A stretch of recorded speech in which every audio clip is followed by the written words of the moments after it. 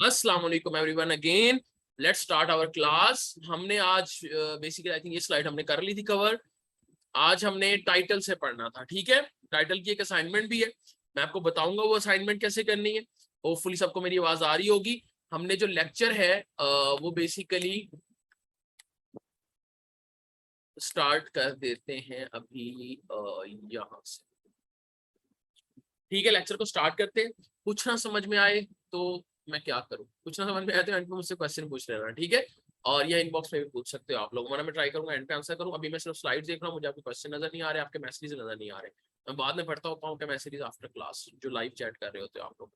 अच्छा खैर, तो हमने ये पढ़ा कि अगर रिसर्च आर्टिकल, हमारे पास कितनी डॉक्यूमेंट्स थी। हमारे पास साइनॉप्सिस हमने पढ़ा, हमने रिसर्च प्रपोजल पढ़ा, हमने रिसर्च आर्टिकल पढ़ा, हमने थीसिस को देखा, हमने रिव्यू आर्टिकल को देखा। एक स्टूडेंट का क्वेश्चन मैं बताया तो एक इस तरह के कुछ और आर्टिकल्स होते हैं जिसको हम केस स्टडी या केस सीरीज कहते हैं। बेसिकली किसी वो डॉक्टर्स के लिए ज्यादा इंपॉर्टेंट होती है कि स्पेसिफिक पेशेंट्स आए, उनके अंदर कोई ऐसी सिम्टम्स थे जो यूनिक थी। जैसे मुझे एक डर्माटोलॉजिस्ट ने कॉन्टेक्ट किया, मेरी स्टूडेंट थी, एक काफी सीनियर डर्माटोलॉजिस्ट थी, 45+ की एज थी उनकी। सी साइड के जुनेद में देख रही हूँ तो मेरे पास ना कुछ ऐसे पेशेंट्स आ रहे हैं जिनको कोविड हुआ है और उनके अंदर एक स्पेशल किस्म की जो है ना, किस्म कह रहा था मैं, स्पेशल किस्म की रैश निकल रही है और सबको वो रैश हो रही है। तो क्या मैं इसमें केस सीरीज लिख सकती हूँ? तो उन्होंने इसमें केस सीरीज लिखी और पब्लिश करवा दी। सो दैट्स हाउ अगर कोई स्पेशल केसेस आ रहे हैं तो वहां पे ऐसा हो जाता है, ठीक है। अच्छा एक सेकंड रुके, मुझे लगता है किसी स्टूडेंट का कोई इशू आ रहा है, मैं देख लेता हूँ। वीडियो रिस्ट्रिक्ट हो रही है।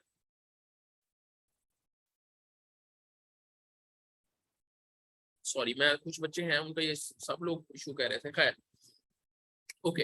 अच्छा तो हमने बेसिकली अब ये तो स्ट्रक्चर आपके सामने नजर आ रहा है। अब मैंने मोबाइल रख दिया, मैंने देखूंगा। Abstract, introduction, methodology, result and discussion, conclusion and references, ये स्ट्रक्चर है आपके रिसर्च आर्टिकल का।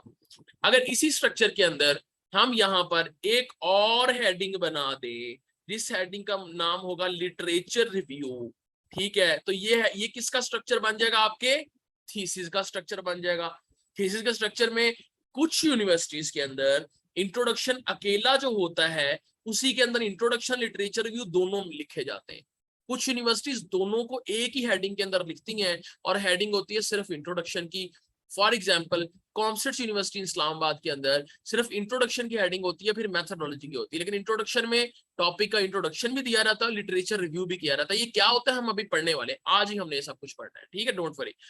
लेकिन कुछ यूनिवर्सिटीज कहती हैं कि इंट्रोडक्शन आप लिखो 4 से 5 पेजेस का और लिटरेचर भी लिखो 10 से 15 पेजेस का, दोनों में डिफरेंस होना चाहिए। तो मैं आपको डिफरेंस भी समझाऊंगा आगे जाकर, मैं स्ट्रक्चर बता रहा हूँ अगेन एक दफा। तो ये आपका ये स्ट्रक्चर हो गया किसके लिए? थीसिस के लिए। अगर हमने रिव्यू आर्टिकल लिखना है, ठीक है, क्या लिखना है हमने? रिव्यू आर्टिकल लिखना है, तो सिर्फ जो लिटरेचर रिव्यू वाला पोर्शन है इसको हम उठा के अगर एक अलग डॉक्यूमेंट की फॉर्म में ले आए और उस डॉक्यूमेंट के अंदर अगेन हेडिंग क्या होंगी, जो आर्टिकल का टाइटल है वो लिखा होगा, जो एब्स्ट्रैक्ट है टॉपिक का वो आ जाएगा, एक इंट्रोडक्शन आ जाएगा और तीसरी हेडिंग ये लिटरेचर रिव्यू की आ जाएगी, एंड पे कंक्लूजन और रेफरेंसेस आ जाएंगे। ये हमारा बन जाएगा रिव्यू आर्टिकल। अब ये कंक्लूजन उस रिसर्च का नहीं आएगा जो आपने किया है, कंक्लूजन उस रिव्यू आर्टिकल का अपना होगा कि उस पूरे रिव्यू में आप क्या कहना चाह रहे हो, हम इसको डिटेल में पढ़ेंगे आगे जाकर।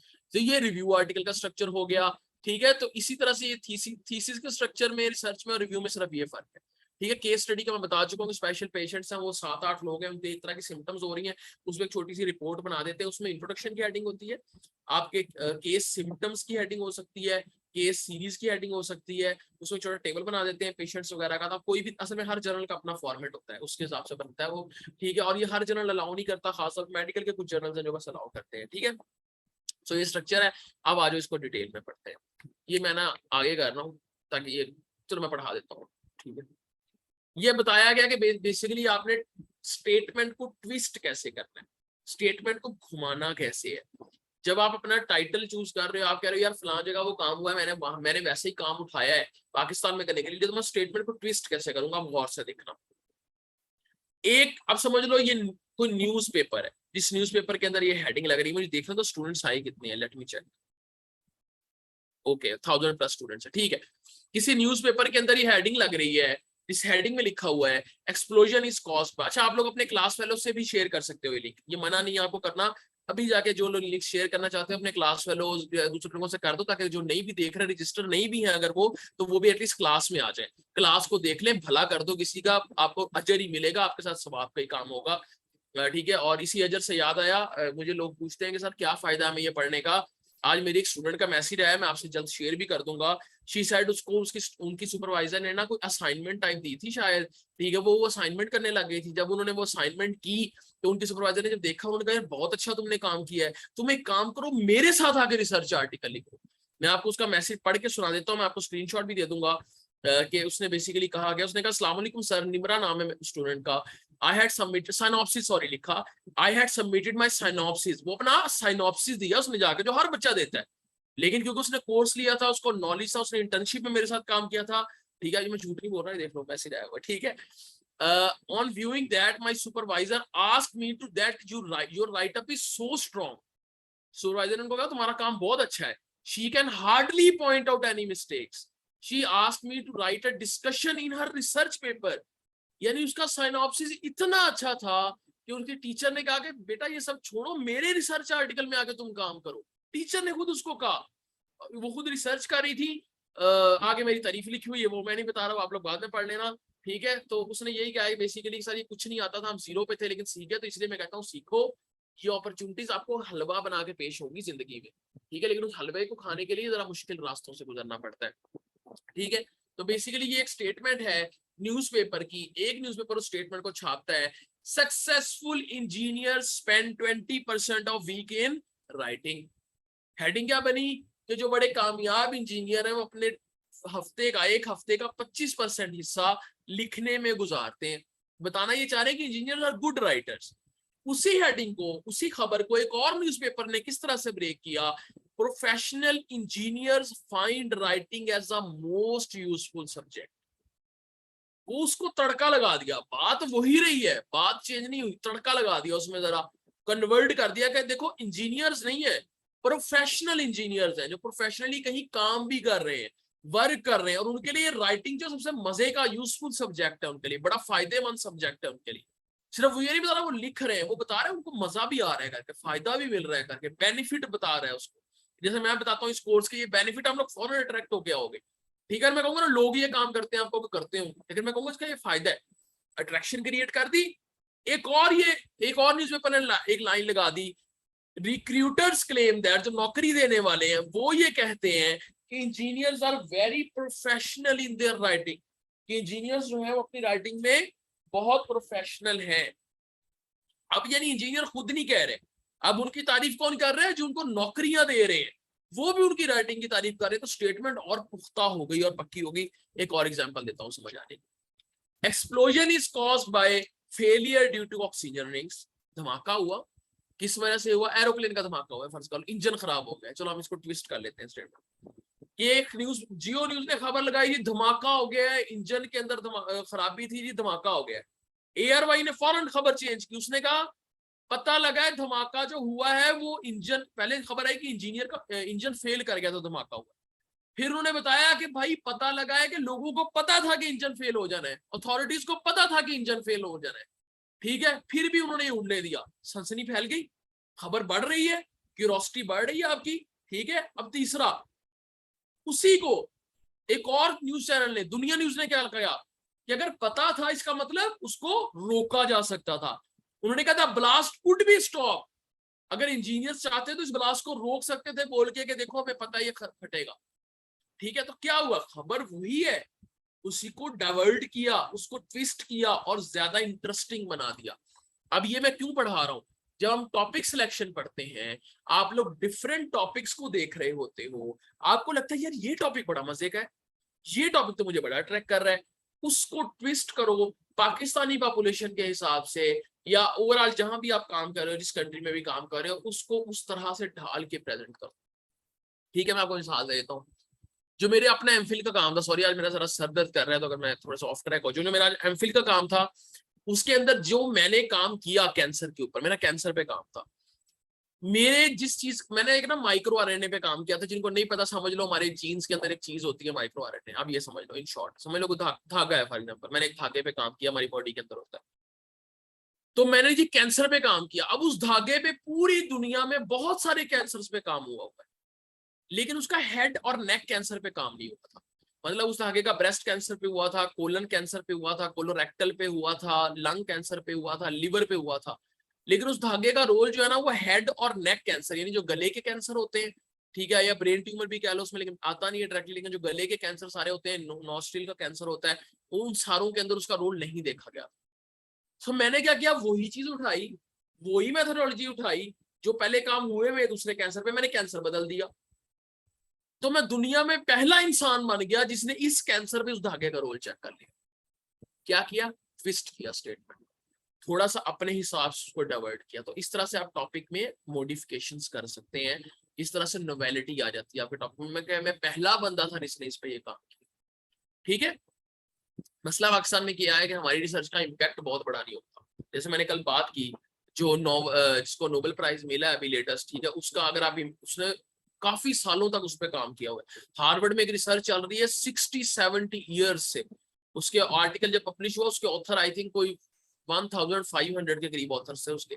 इतनी वो लंबी रिसर्च चली 60-70, वो ह्यूमन बिहेवियर के ऊपर रिसर्च थी, ठीक है। उन्होंने उनको बचपन से लेके बड़े होने तक रिसर्च की, ठीक है। तो बेसिकली कहने का मतलब ये है कि इस तरह की रिसर्चेज होती हैं, वो लोग बाहर जो करते हैं इसका एक इम्पैक्ट क्रिएट होता है, हम लोग बस डंग टपाऊ रिसर्च करते हैं। खैर, अब हमारा पहला टॉपिक है टाइटलिंग, के टाइटल। टॉपिक सिलेक्ट हो गया आपका, टॉपिक सिलेक्शन को हम एक दिन और पढ़ेंगे, जर्नल वाले लेक्चर में डिटेल से जरा पढ़ेंगे, नहीं तो मेरा इसी यूट्यूब चैनल पे जाओ, टॉपिक सिलेक्शन का लेक्चर है बहुत डिटेल के अंदर, 1 घंटे का लेक्चर, उसको दोबारा देखो, आपको बहुत कुछ क्लियर हो जाएगा, ठीक है। मैंने उसमें प्रैक्टिकली टॉपिक सिलेक्ट करके दिखाया है, तरीके बताए हैं प्रैक्टिकली करने के। नहीं तो इंटर्नशिप में जो बच्चे आएंगे, इंशाल्लाह इंटर्नशिप में आपको बहुत कुछ प्रैक्टिकली करवाया जाएगा। खैर, अच्छा मैं कुछ यहाँ अनाउंसमेंट कर दूं, सॉरी मैंने बोल रहा हूँ, मुझे भूल ना जाए तक बाद में। कुछ न्यू कोर्सेज आने वाले हैं आपके एसपीसी का तो पता है। मैं बायोइन्फॉर्मेटिक्स का कोर्स, बहुत लोग मुझे कह रहे थे, तो मलेशिया से हमारी एक इंस्ट्रक्टर है, ठीक है, मलेशिया भी होती है कभी स्पेन भी होती है, तो उनको हमने रिक्वेस्ट की है बड़ी शॉर्ट टर्म पे। तो नवंबर के फर्स्ट वीक में इंशाल्लाह जो है ना, बायोइन्फॉर्मेटिक्स अगर कोई कोर्स लेना चाहता है तो वो ले सकता है। बायोइन्फॉर्मेटिक्स में कोर्स होगा। और उसके अलावा एक जो नैनो पार्टिकल्स वाले बच्चे हैं, उनका भी मैं एक ओरिजिन सॉफ्टवेयर पे और नैनो पार्टिकल से रिलेटेड कुछ कोर्सेज आ रहे हैं, एक कोर्स में मर्ज करवा रहा हूँ, वो भी इंशाल्लाह इस माह के आखिर में या नवंबर में आ जाएगा। जस्ट टू टेल यू, अगर कोई यहाँ पे इंटरेस्टेड है, उसे अभी लिंक कर मांगना जब आएगा तो मार्स का जो मल्टीमिस academy of research and science का पेज है, उसके पेज पे आ जाएगा। पेज का लिंक आपके डिस्क्रिप्शन में दिया होगा, नहीं तो सिर्फ लिख देना मल्टीओमिक्स एकेडमी, यूजर नेम फेसबुक या इंस्टाग्राम पे आपको मिल जाएगा। खैर, तो टाइटल क्या होता है, टाइटल पहली बात है रिलेटिव होना चाहिए। जैसे एक रिसर्च हुई, उस पर कैमल पे रिसर्च करनी थी, लेकिन जो उसने कंटेंट में रेफरेंसेस ऐड किए थे वो गाय के, बकरी के, इस तरह की चीजों के ऊपर किए हुए थे, ठीक है। तो जब आपका रेलेवेंट ही नहीं है टाइटल उस चीज से, आप इररेलेवेंट उसको बात कर रहे हो, तो उसका फिर कोई फायदा नहीं होता, ठीक है। कि टाइटल जो है वो आपका कैमल के ऊपर स्टडी का है, और अंदर आज जो आप रेफरेंसेस दे रहे हो, जो साइटेशंस दे रहे हो कि फलां रिसर्च गाय पे की गई, फलां बकरी पे की गई, वो मैच नहीं करता। अगर उस पे कैमल पे रिसर्च ही कोई नहीं हुई, फिर आप जाके दूसरे जानवरों को साइड करो, नहीं तो आपने कैमल से रेलेवेंट ही रिसर्च उसमें टाइटल का देना है, ठीक है। टाइटल और कंटेंट आपस में रिलेट कर रहा हो, कहने का मतलब ये है, रेलेवेंट हो आपस में, ठीक है। टाइटल अट्रैक्टिव हो, अट्रैक्टिव कैसे हो मैं आगे जाकर बताता हूँ। टाइटल आपके ना फेस की तरह के, आपके नेम की तरह से होता है, ठीक है। कि आपका नाम जैसे पुकारा जाता है लोगों में, 100 लोगों में पहचाने जाते हैं, टाइटल आपके नाम की तरह का होता है।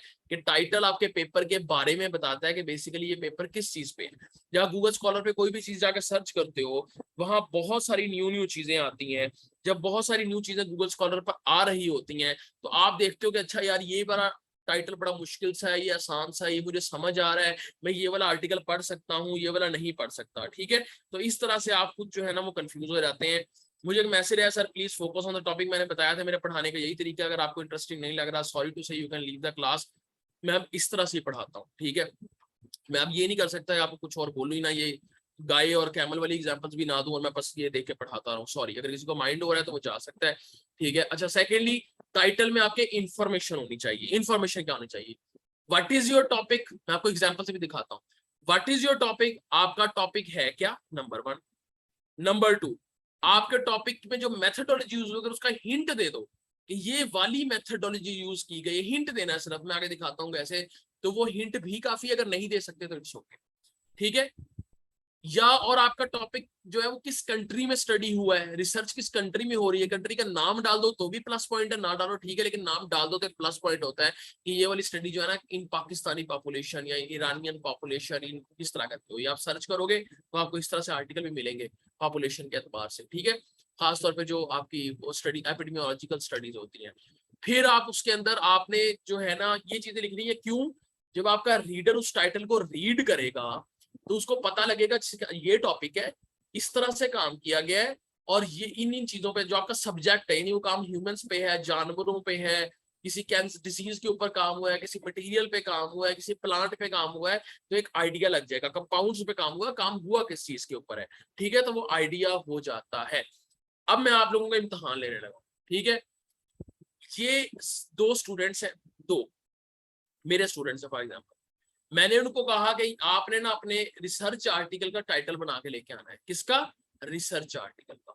वो दोनों मेरे पास टाइटल लेके आए हैं, एक रेड में है, एक ब्लू के अंदर है, ठीक है, मैं कलर्स में कच्चा हूं जरा, आई थिंक ब्लू, ये डार्क ब्लू कह ले।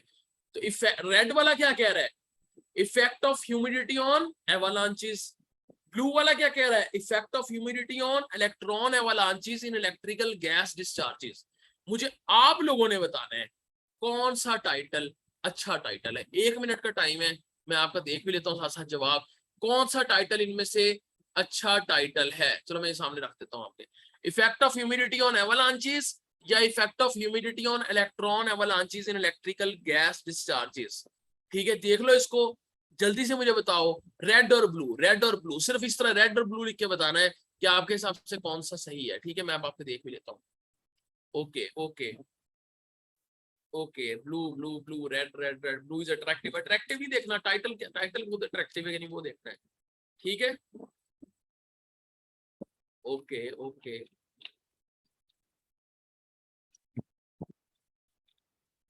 ठीक है, ज्यादा ब्लू के वोट आ रहे हैं, ओके रेड, ठीक है, चलो मैं बता देता हूँ। अच्छा, आप गौर करना इन टाइटल्स के अंदर, रेड वाला कहता है जी इफेक्ट ऑफ ह्यूमिडिटी ऑन एवालांचेस, एवालांचेस कहते हैं बर्फानी तोदे को, नमी का असर बर्फानी तोदे में आप कहते हो, ठीक है, लेकिन जब आप ब्लू वाला पढ़ते हो, सेम रिसर्च आर्टिकल था, दो स्टूडेंट्स से, दोनों ने बना के लाना था, ब्लू में कहा गया effect of humidity on electron avalanches in electrical gas discharges, यानी आपको लग रहा है यार तो इलेक्ट्रॉन की बात हो रही है, तो फिजिक्स की फील्ड है, ये इन्वायरमेंट की फील्ड नहीं है कि बर्फानी तोदे की, तो फिजिक्स की फील्ड का आर्टिकल है।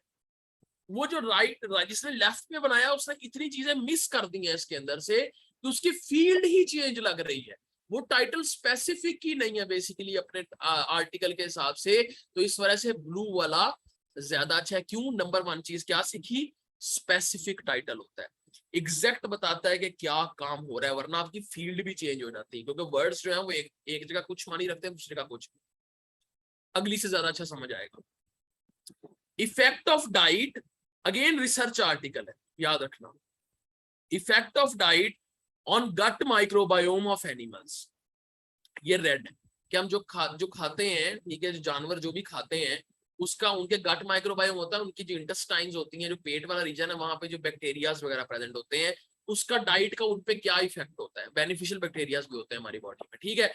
राइट साइड पे क्या लिखा है, effect of lifestyle change on microbial profile in Pakistani bulls, ठीक है, ये ब्लू वाले में लिखा हुआ है।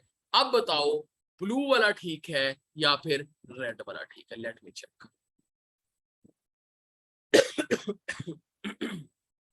टाइटल लिखना कैसे, मैं आगे जाकर बताता हूँ, यहां बताएं, ब्लू वाला या रेड वाला, ब्लू वाला या रेड वाला, जल्दी से।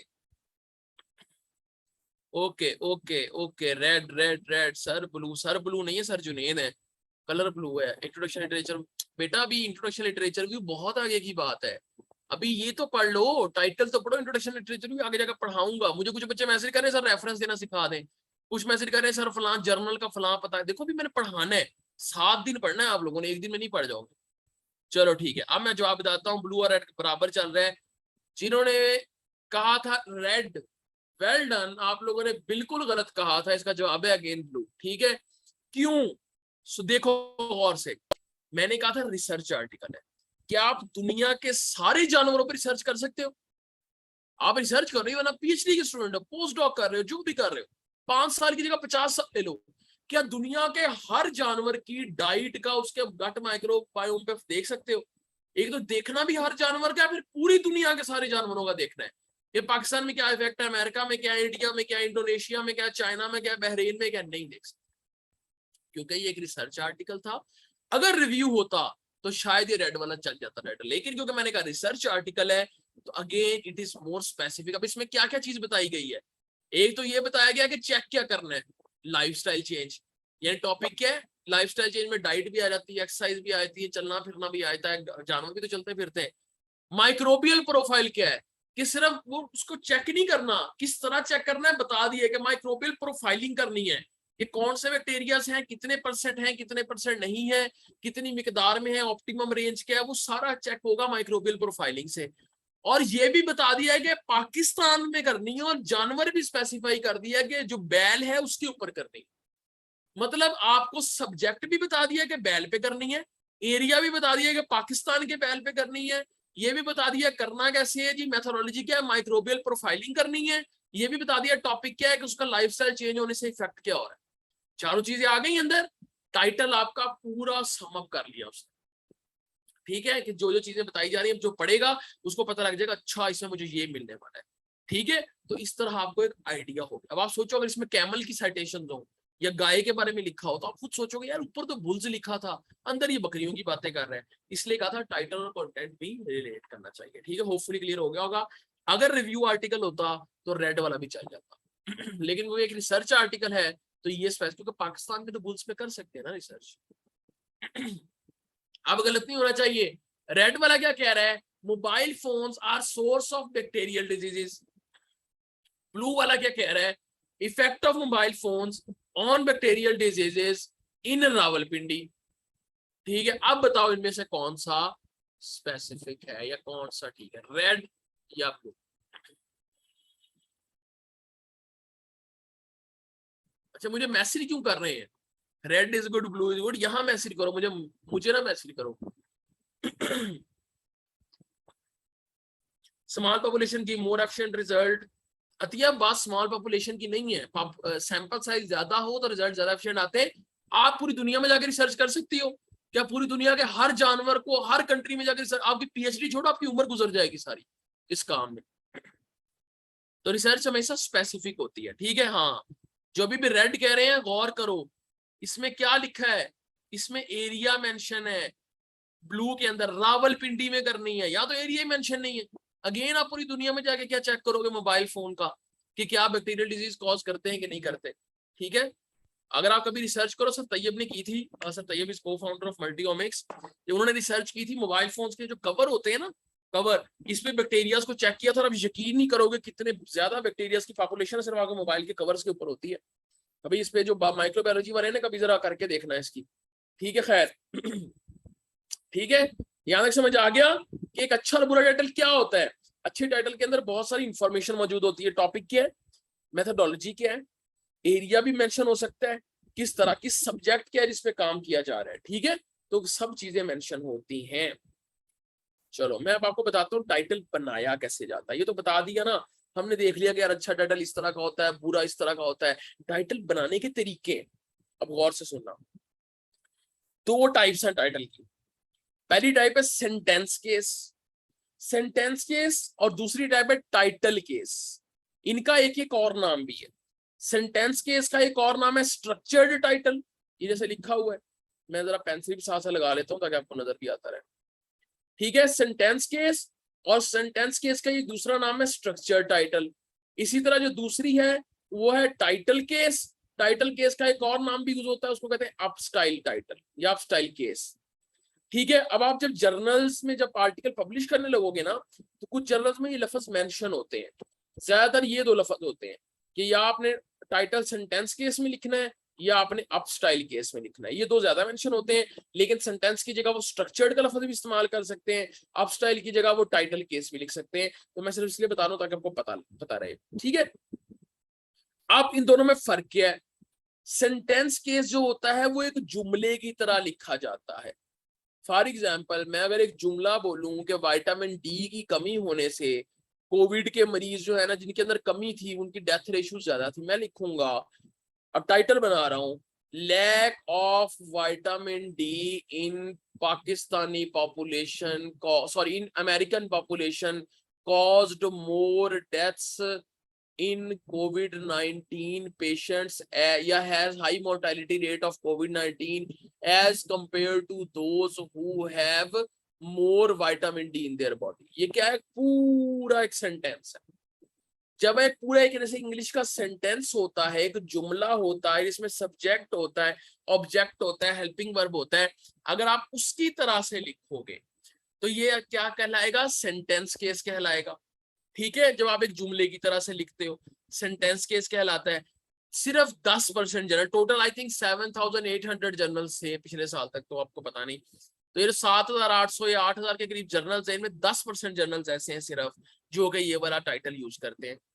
उन 10% में से ज्यादातर मिडल ईस्ट के जर्नल्स हैं, और इनमें वो इंग्लिश का ही रूल अप्लाई होता है कि पूरी लाइन में जो पहला अल्फाबेट है ना, जैसे जब हम स्टार्ट करे थे लैक ऑफ फ्ला फ्ला फ्ला, तो लैक ऑफ में जो एल आएगा लैक का, वो कैपिटल आएगा, बाकी सारे स्मॉल रहेंगे, अनलेस वहां कोई प्रॉपर नाउन आ जाए, जैसे कोविड-19 पूरा कैपिटल लिखते हैं, वरना बाकी सारे स्मॉल लेटर्स में लिखा जाएगा। ये होता है सेंटेंस केस के, पूरा जुमला लिखा जाता है। ठीक है, अब स्टाइल केस क्या होता है? अब इतना बड़ा टाइटल कौन पढ़े, इतने बड़े बड़े जुमले कौन पढ़े? जब ये सोचा गया तो सोचा गया कि नहीं, इसको शॉर्ट किया जाए, टाइटल की एक नई टाइप लाई जाए। जो आप लोगों ने कभी सुना होगा, मुख्तसर मगर मौसर, रिसालों में अखबारों में कई दफा कहानी आती थी मुख्तसर मगर मौसर। उसमें क्या होता था, जैसे आप तलखीस करते थे उर्दू में, याद है ना, एक पैराग्राफ होता था, उसको सम अप करते थे, 1/3 कर देते थे, लेकिन मतलब नहीं जाता था, मतलब वही रहता था उस पैराग्राफ का। इसी तरह जो सेंटेंस के इसका पूरा एक जुमला होता है, साइंटिस्ट ने सोचा कि उस जुमले को 1/3 कर दिया जाए, यानी उसको बहुत शॉर्ट कर लिया जाए, शॉर्ट हो लेकिन प्रिसाइज हो, मतलब जो बात कही जा रही है वो कंप्लीट हो जाए, वो समझ भी आ जाए बात किसमें हो क्या रहा है आर्टिकल में, लेकिन लंबी चौड़ी डिबेट ना हो, लंबी चौड़ी लाइन ना लिखी हो। तो उसके लिए एक नया स्टाइल निकाला गया जिसको अप स्टाइल केस कहते हैं। अप स्टाइल केस में क्या होता है, आप अब ये जो मैंने पूरा एक जुमला बोला था, lack of vitamin D blah blah blah blah ब्ला, हम ये नहीं लिखेंगे इतना बड़ा, हम सिर्फ लिखेंगे vitamin D, effect of vitamin D on mortality rate of covid American population, that's it. क्या कर दिया, इतने लंबे जुमले को मैंने इतने में कर दिया कि विटामिन डी का इफेक्ट मोर्टेलिटी रेट पे अमेरिकन पॉपुलेशन में, दैट्स इट। हम कोई लंबी चौड़ी तमहीद नहीं बांध रहे उसके अंदर। तो बात भी पता लग गई कि टॉपिक क्या है जी, विटामिन डी का इफेक्ट देखा जा रहा है किसमें, कोविड-19 के अंदर पेशेंट में देखा जा रहा है, कहाँ, अमेरिका के अंदर देखा जा रहा है, दैट्स इट। ठीक है, तो एक पूरे जुमले को आपने शॉर्ट एक फ्रेज की फॉर्म में ले आना है। ठीक है, एक पूरे सेंटेंस को फ्रेज की फॉर्म में कन्वर्ट कर देना है कि वो मतलब भी बता दे। और उसमें एक चीज बड़ी इंपॉर्टेंट है जो हम लोग नहीं करना चाहते, आपने जब ये पूरा जो आप स्टाइल केस लिखोगे कि इफेक्ट ऑफ विटामिन डी इन, ये सारा, इसमें हर वर्ड का पहला अल्फाबेट कैपिटल होगा। सेंटेंस केस में क्या था, सिर्फ पहले वर्ड का पहला अल्फाबेट कैपिटल, बाकी सारे स्मॉल लेटर्स में। अब स्टाइल में क्या होगा कि जो आपकी पूरी लाइन है उसमें हर वर्ड का पहला अल्फाबेट, जैसे ये देखो, फर्स्ट का एफ कैपिटल है यहाँ, ठीक है, ये देखो फर्स्ट का एफ कैपिटल, लेटर का एल कैपिटल, प्रेपोजिशन के अलावा प्रेपोजिशन स्मॉल रहेंगी, जैसे ऑफ, ठीक है, जैसे यहाँ ऑन, इन, एट, वो स्मॉल रहेंगी। उसके अलावा जितने भी वर्ड्स का पहला अल्फाबेट है वो कैपिटल कर देना। तो इसको क्या कहते हैं, इसको कहते हैं अप स्टाइल केस में लिखना। ठीक है, ये रूल है अप स्टाइल का। मैं आपको अगेन बता रहा हूं, मैं आपको 100 चीजें सिखाऊंगा। लोग आपको कहेंगे अप स्टाइल तो यार छोड़ो पड़े, कैपिटल करके क्या करना है आपने कैपिटल।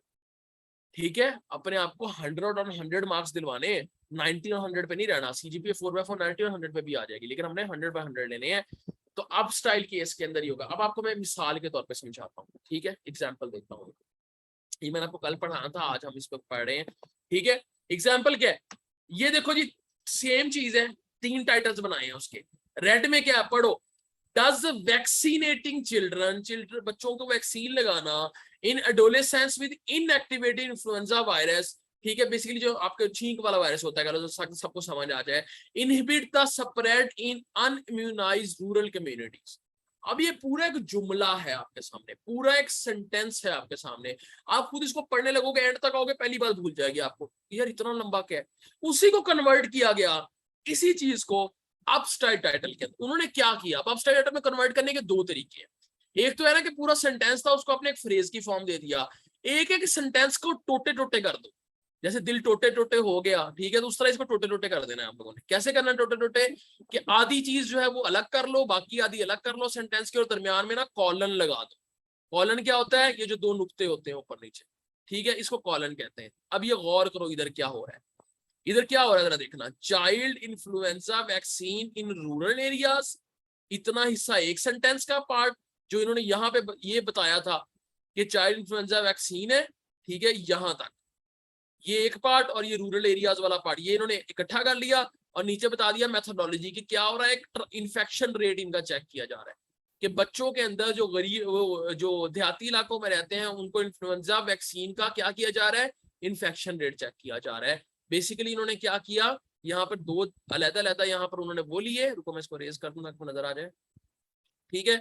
इन्होंने यहाँ पे क्या किया, बेसिकली सेंटेंस पकड़ा, उसको दो हिस्सों में तकसीम कर दिया, एक हिस्से में सब्जेक्ट बता दिया, आपका टॉपिक बता दिया, आपका एरिया बता दिया, दूसरे में बता दिया क्या किया जा रहा है, मेथोडोलॉजी क्या है, और उसको दो हिस्सों में करके तकसीम, ठीक है, और दरमियान में कॉलन लगा दिया, ठीक है। इसी तरह देखो उसी को उसने और शॉर्ट कर दिया कि influenza vaccination of children colon are randomized trial, simple, ठीक है। तो इस तरह से आप सेंटेंस को आप चेंज करोगे। अब आप मुझे बताओगे इन तीनों में से कौन सा टाइटल अच्छा है, रेड, ब्लू या येलो, जल्दी से बताओ। रेड, ब्लू या येलो, रेड, ब्लू या येलो, जल्दी से जल्दी से जल्दी से।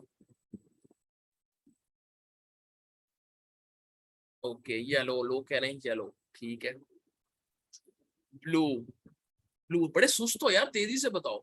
1400 लोग देख रहे हैं माशाल्लाह, सबको मेरा सलाम, जितने लोग हमें देख रहे हैं, अल्लाह सबको खुश रखे, आप सबकी दुआएं कबूल करे। आज वैसे 12 रबीउल अव्वल है वैसे ही, तो अगेन जो मैंने पहले मैसेज दिया सुन लेना सारे, लेकिन मेरे लिए दुआ जरूर करिएगा। अगर आपको लगता है कि मैं आपकी जिंदगी में कोई थोड़ा बहुत भी इन्फ्लुएंस कर रहा हूँ तो दुआ करिएगा मेरे लिए, मेरे बहुत सारे काम अटके हुए निकल जाए, ठीक है।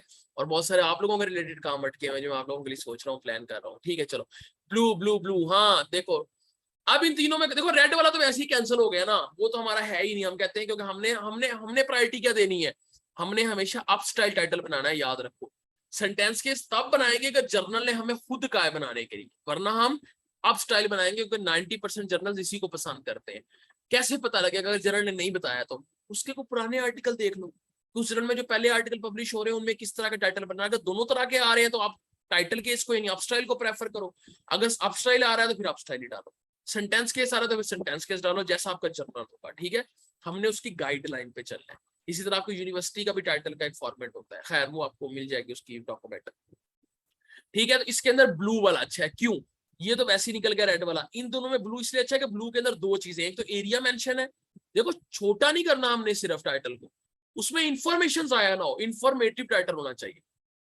तो ब्लू वाले के अंदर एक तो एरिया मेंशन है, दूसरा ब्लू वाले में ये भी बताया हुआ कि रैंडमाइज ट्रायल किस चीज का किया जा रहा है, इन्फेक्शन रेट का। तो मतलब की मेथोडोलॉजी ज्यादा क्लियर, आपका एरिया भी मेंशन, ठीक है। चलो टाइटल क्लियर हो गया सबको, जल्दी से यस और नो कर दो मुझे, जल्दी से यस और नो कर दो। टाइटल क्लियर हो गया सर, प्लीज बता दें अभी तक हमने क्या पढ़ा है। बेटा मैं बताऊंगा तो फिर 40 मिनट और लग जाएंगे जो अभी तक लग चुके हैं, ठीक है। अगेन मैं आप लोगों को कह रहा हूँ जितने लोग भी यहाँ पे मौजूद हो, अच्छा एक तो सर्टिफिकेट जल्दी रजिस्टर कर लेना, पता लगे अकाउंट सारे फुल हो गए और आप लोग भी रजिस्टर करते हुए मुझे तंग करोगे सर अकाउंट से फुल है पैसे नहीं जा रहे, अब हम क्या करें, ठीक है। तो जितना जल्दी हो सके रजिस्टर कर लो सर्टिफिकेट के लिए, जिसने लेना है, जिसने लेना है। और अगर रिकॉर्डिंग्स भी आप लोगों को लेनी है, मिस हो रहा है, मैं अगेन कह रहा हूँ ये बात, it is an investment for you, ठीक है। मैं आपसे वादा करता हूँ ये पैसे आपकी जिंदगी में जाया नहीं जाएंगे।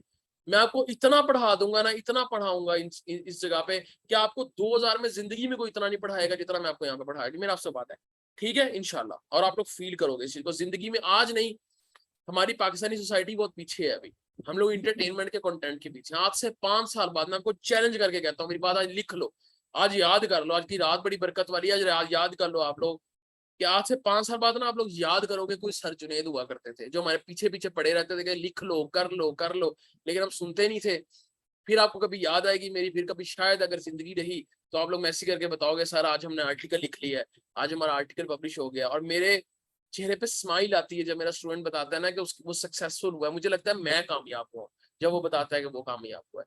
ठीक है, तो आप सबकी कामयाबी मेरी कामयाबी, आप जितनी एफर्ट करोगे मैं आपके साथ हूँ। यहाँ मेरे कुछ क्लास फेलोज भी देख रहे हैं, lecture Kamal is one of my class fellow, जो देख रही होती है लेक्चर, कहती है सर इधर उधर की बातें ना किया करें, सीधी सीधी बात किया करें। ठीक है, तो मैं एक शेर सुनाता हूँ, हम चलते हैं। तू इधर उधर की ना बात कर, ये बता के काफिला क्यों लुटा, मुझे रह जनों से गिला नहीं, तेरी रहबरी का सवाल है। ठीक है, तो बस यही कहूंगा कि अपने आप के रहबर बन जाए, अपने आप को ठीक कर लो। ठीक है, आप अपने आप को तो ठीक कर ही सकते हो। खैर, टाइटल हो गया, समझ आ गया, कंफ्यूजन होगी लेक्चर के एंड पे डिस्कस कर लेंगे। अब हम आ जाते हैं एब्स्ट्रैक्ट के ऊपर। एब्स्ट्रैक्ट क्या होता है? देखो टाइटल तो हमने पढ़ लिया, हमें पता लग गया कि टॉपिक ये है, लेकिन हमें ये नहीं पता लगा कि यार टॉपिक तो हमें समझ आ गया कि ये है, उसके अंदर किया क्या है उन लोगों ने। चाहे वो रिसर्च आर्टिकल है, चाहे वो रिव्यू है, हमें टाइटल पढ़ के हम गूगल स्कॉलर पे गए या कहीं से भी हमने वो आर्टिकल खोला, हमने टाइटल पढ़ लिया, हमें ये तो नहीं पता इसने काम डिटेल में कैसे किया है। अब हम पढ़ना चाहते हैं कि यार इसने काम कैसे किया है, क्या ये आर्टिकल वर्थ रीडिंग है कि नहीं, क्या हम इस पर टाइम जाया करें कि ना करें, टाइम लगाएं कि ना लगाएं। तो हम क्या करते हैं, हम उसका एब्स्ट्रैक्ट पढ़ते हैं। एब्स्ट्रैक्ट एक समरी होता है, एक लुब्बे लुबाब होता है, हमें पता लग जाता है। और आप जब खुद अपना एब्स्ट्रैक्ट लिखते हो तो उसमें क्या क्या होना चाहिए वो भी अभी पढ़ाने लगा हूं। देखो जब मैं आपको पढ़ा रहा होता हूँ ना, हमने दो चीजों से समझना है, दो एंगल्स, दो डायमेंशन है आपकी। ठीक है, ये चार हो गई है, सॉरी, दो डायमेंशन है। एक डायमेंशन एज अ रीडर कि ये सब क्या है, कि आप जब खुद रीड कर रहे होगे आर्टिकल। एक डायमेंशन है एज अ राइटर कि ये सब क्या है। ठीक है, तो एज अ रीडर और एज अ राइटर दोनों को आपने साथ लेके चलना है। ठीक है, अच्छा, एब्स्ट्रैक्ट क्या है जी? एब्स्ट्रैक्ट जो है वो समरी है, लुब्बे लुबाब है, मरकजी ख्याल है। ठीक है, एक ओवरऑल पूरे आर्टिकल को सम अप करके लिख देना है। कैसे लिखना है? एक तो एब्स्ट्रैक्ट सिंपल होता है, बिल्कुल भी कॉम्प्लेक्स वर्ड्स यूज नहीं करने, कॉम्प्लेक्सिटी उसके अंदर नहीं झाड़नी, अपनी वोकैबुलरी शो नहीं करनी कि हम कितने बड़े अंग्रेज हैं। ठीक है, फिर प्रिसाइज रहना है, एक्स्ट्रा बातें नहीं लिखनी है एब्स्ट्रैक्ट के अंदर कि टॉपिक ये था उसमें ये हुआ, नहीं, सिर्फ क्लैरिटी से। एब्स्ट्रैक्ट होता है अप टू 300 वर्ड्स। ठीक है, नॉर्मली 300 वर्ड्स जनरल मांगते हैं, इवन 250 भी मांग लेते हैं कई दफा। ठीक है, तो उसमें आपने एब्स्ट्रैक्ट लिखना होता है तो बिल्कुल क्लैरिटी से लिखना है, एक से दो लाइन हर चीज की लिखनी है। क्या क्या लिखनी है मैं बताता हूँ। एक तो उसमें एब्स्ट्रैक्ट में ये चीजें डिफाइन होती हैं कि आपके जो आप काम, ये जो पेपर है इसके ऑब्जेक्टिव्स क्या है, लाइक इस पेपर में क्या अचीव किया जाना था, जो सोचा गया था, फिर काम कैसे किया गया उन ऑब्जेक्टिव्स को अचीव करने के लिए, और एंड पे उनके रिजल्ट्स क्या है। ठीक है, फॉर एग्जांपल एक रिसर्च आर्ट, अच्छा दो बातें मिलकर याद रखना, एब्स्ट्रैक्ट के अंदर दो चीजें बड़ी इंपॉर्टेंट है। एक तो मैं हमेशा कहता हूँ एब्स्ट्रैक्ट बनाना है जब आप पूरी डॉक्यूमेंट लिख चुके हो। क्यों? जब आपने पूरी डॉक्यूमेंट लिख दी है तो आपको एब्स्ट्रैक्ट बनाना आसान होता है। आप स्टार्ट में एब्स्ट्रैक्ट कभी भी नहीं लिखते होते, मतलब ये नहीं कि आप आर्टिकल लिखना स्टार्ट कर रहे हो, आपने टाइटल सोच लिया, टॉपिक सोच लिया, आप एब्स्ट्रैक्ट लिखने बैठ जाओगे, नहीं। सबसे पहले आप अपने इंट्रोडक्शन लिखो, मेथोडोलॉजी लिखो, लिटरेचर रिव्यू करो, रिजल्ट्स लिखो, डिस्कशन लिखो, एब्स्ट्रैक्ट एंड पे लिखना है। क्यों एंड पे लिखना है? ये मैं जो हमारा आखिरी लेक्चर होगा उसकी जो आखिरी स्लाइड होगी उसमें आपको जाके बताऊंगा। ठीक है, तब तक के लिए सस्पेंस रहने दे जरा।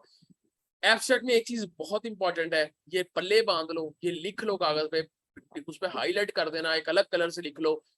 क्या इंपॉर्टेंट है? Recommendation and future perspective.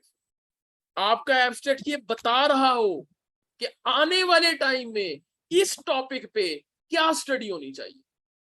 अगर आपके एब्स्ट्रैक्ट में ये मेंशन नहीं है, your abstract is not worthy, अच्छा तो हो जाएगा, पेपर भी छप जाएगा, लेकिन वो जो होता है ना, रिव्यूअर देखते ही कहता वाह यार मजा आ गया। ठीक है, तो वो मजा आने वाली चीज नहीं होती। अगर आपके एब्स्ट्रैक्ट में रिकमेंडेशन है यानी फ्यूचर पर्सपेक्टिव है, मैं बताता हूँ उसको कैसे लिखना है, तो ऑटोमेटिकली आपका एब्स्ट्रैक्ट बेहतर हो जाएगा। फ्यूचर पर्सपेक्टिव क्या होता है? कोई ऐसा काम जब आपने पूरा आर्टिकल, अच्छा अगर आप रिसर्च आर्टिकल लिख रहे हो तब भी आपको पता होता है तो यार मेरे से ना ये खामी रहेगी, अगर फ्यूचर में इस टॉपिक पे इस तरह से रिसर्च हो तो ज्यादा बेहतर है। रिव्यू आर्टिकल लिख रहे होते तो आपने इतने लोगों के एक टॉपिक पे रिसर्च पढ़ ली है, आप कहते हो यार इस तरह भी रिसर्च हो गई है, इस तरह भी हो गई है, इस तरह से नहीं हो सकी, मतलब डोमेन ए भी कर ली है, डायमेंशन एक्स भी हो गई है, डायमेंशन वाई भी हो गई है। डायमेंशन से मुराद है इसी एंगल से भी हमने चीज को रिसर्च की हुई है, इस तरह से रिसर्च नहीं। जैसे फॉर एग्जाम्पल मैंने जो काम किया था कि फलां कैंसर पे भी हो गया, फलां कैंसर पे इस काम पे नहीं हुआ, तो वो तो नहीं, मैंने ढूंढ लिया और मैंने कर दिया। लेकिन अगर मैं ना कर पाता तो मैं रिकमेंड कर सकता था कि यार किडनी कैंसर पे इसका काम नहीं हुआ होगा। ठीक है, आपके जो किडनी का कैंसर होता है, इस पे जो है ना वो ब्रेस्ट कैंसर पे इसका काम नहीं हुआ तो इसका उस पे काम करना चाहिए। लाइक यू विल राइट कि in future studies should be done on this या like this. Even sample size ज्यादा हो सकता है, आपने 100 लोगों के सैंपल साइज पे किया, आपको इस पे 500 पे स्टडी होनी चाहिए, वो भी आपका फ्यूचर पर्सपेक्टिव है। तो हर वो चीज जो आपकी अपनी लिमिटेशन थी, यानी जो आप नहीं कर पाए या लोग नहीं कर पाए और आपको लगता है यार ये ऐसा फ्यूचर में हो सकता है, वो आपका आप फ्यूचर पर्सपेक्टिव एब्स्ट्रैक्ट में मेंशन करो। कंक्लूजन के अंदर भी मेंशन करना है, एब्स्ट्रैक्ट के अंदर भी मेंशन करना है, और उसी को हम गैप कहते हैं कि जब आप खुद किसी को फ्यूचर पर्सपेक्टिव बता रहे हो, अगर आप खुद नहीं काम कर सकते, अगर खुद कर सकते हो तो खुद करो उस पर काम, नहीं कर सकते तो आप लोगों को बता जाओ, ताकि आपके आने वाले जो स्टूडेंट्स हैं, आपके जूनियर्स हैं, उनको पता होगा यार अच्छा ये काम नहीं अभी हुआ, ये ऐसे हो सकता है, तो उनका ऑटोमेटिकली गैप निकला होगा। गैप का क्या मतलब है? नोवेलिटी निकली होगी कि इस तरह तो काम ही नहीं हुआ होगा। इसलिए मैं कहता हूँ अंग्रेजों के गोरों के आर्टिकल पढ़ो अपने टॉपिक से रिलेटेड, उसमें उन्होंने गैप निकाला होता है पहले से आपके लिए कि 2022 में वो बताते हैं कि ये काम है लेकिन इस तरह से नहीं हुआ, इस तरह से होना चाहिए, तो आप उस तरह से काम कर दो, ऑटोमेटिकली वो आपको गैप निकाल के दे रहे होते हैं। ठीक है, एब्स्ट्रैक्ट दो तरह का होता है। दो तरह से मुराद ये है कि दो जगह के लिए लिखा जाता है। अगर तो आप लिख रहे हो रिसर्च या रिव्यू आर्टिकल में, वो 250 से 300 वर्ड्स का होता है, ठीक है, उसको हम कहते हैं डिस्क्रिप्टिव एब्स्ट्रैक्ट, क्योंकि वो शॉर्ट होता है। अगर आप लिख रहे हो थीसिस के लिए, वो 1 से 2 पेजेस का होता है, उसको हम कहते हैं इंफॉर्मेटिव एब्स्ट्रैक्ट, वो लॉन्ग एब्स्ट्रैक्ट होता है। ठीक है, दो तरह की टाइप्स है, एक शॉर्ट एब्स्ट्रैक्ट, एक लॉन्ग एब्स्ट्रैक्ट। शॉर्ट एब्स्ट्रैक्ट क्या होता है? डिस्क्रिप्टिव, जो हम रिसर्च या रिव्यू आर्टिकल में लिखते हैं ना, जर्नल में पब्लिश होता है। अगर आप थीसिस या डिसर्टेशन के लिए लिख रहे हो अपनी यूनिवर्सिटी में, तो वो 1 से 1.5 पेज का आपका एब्स्ट्रैक्ट होता है, उसको कहते हैं इंफॉर्मेटिव, को जरा डिटेल फॉर्म में होता है। ठीक है, अब एब्स्ट्रैक्ट जो है उसके अंदर चीजें क्या क्या होती है?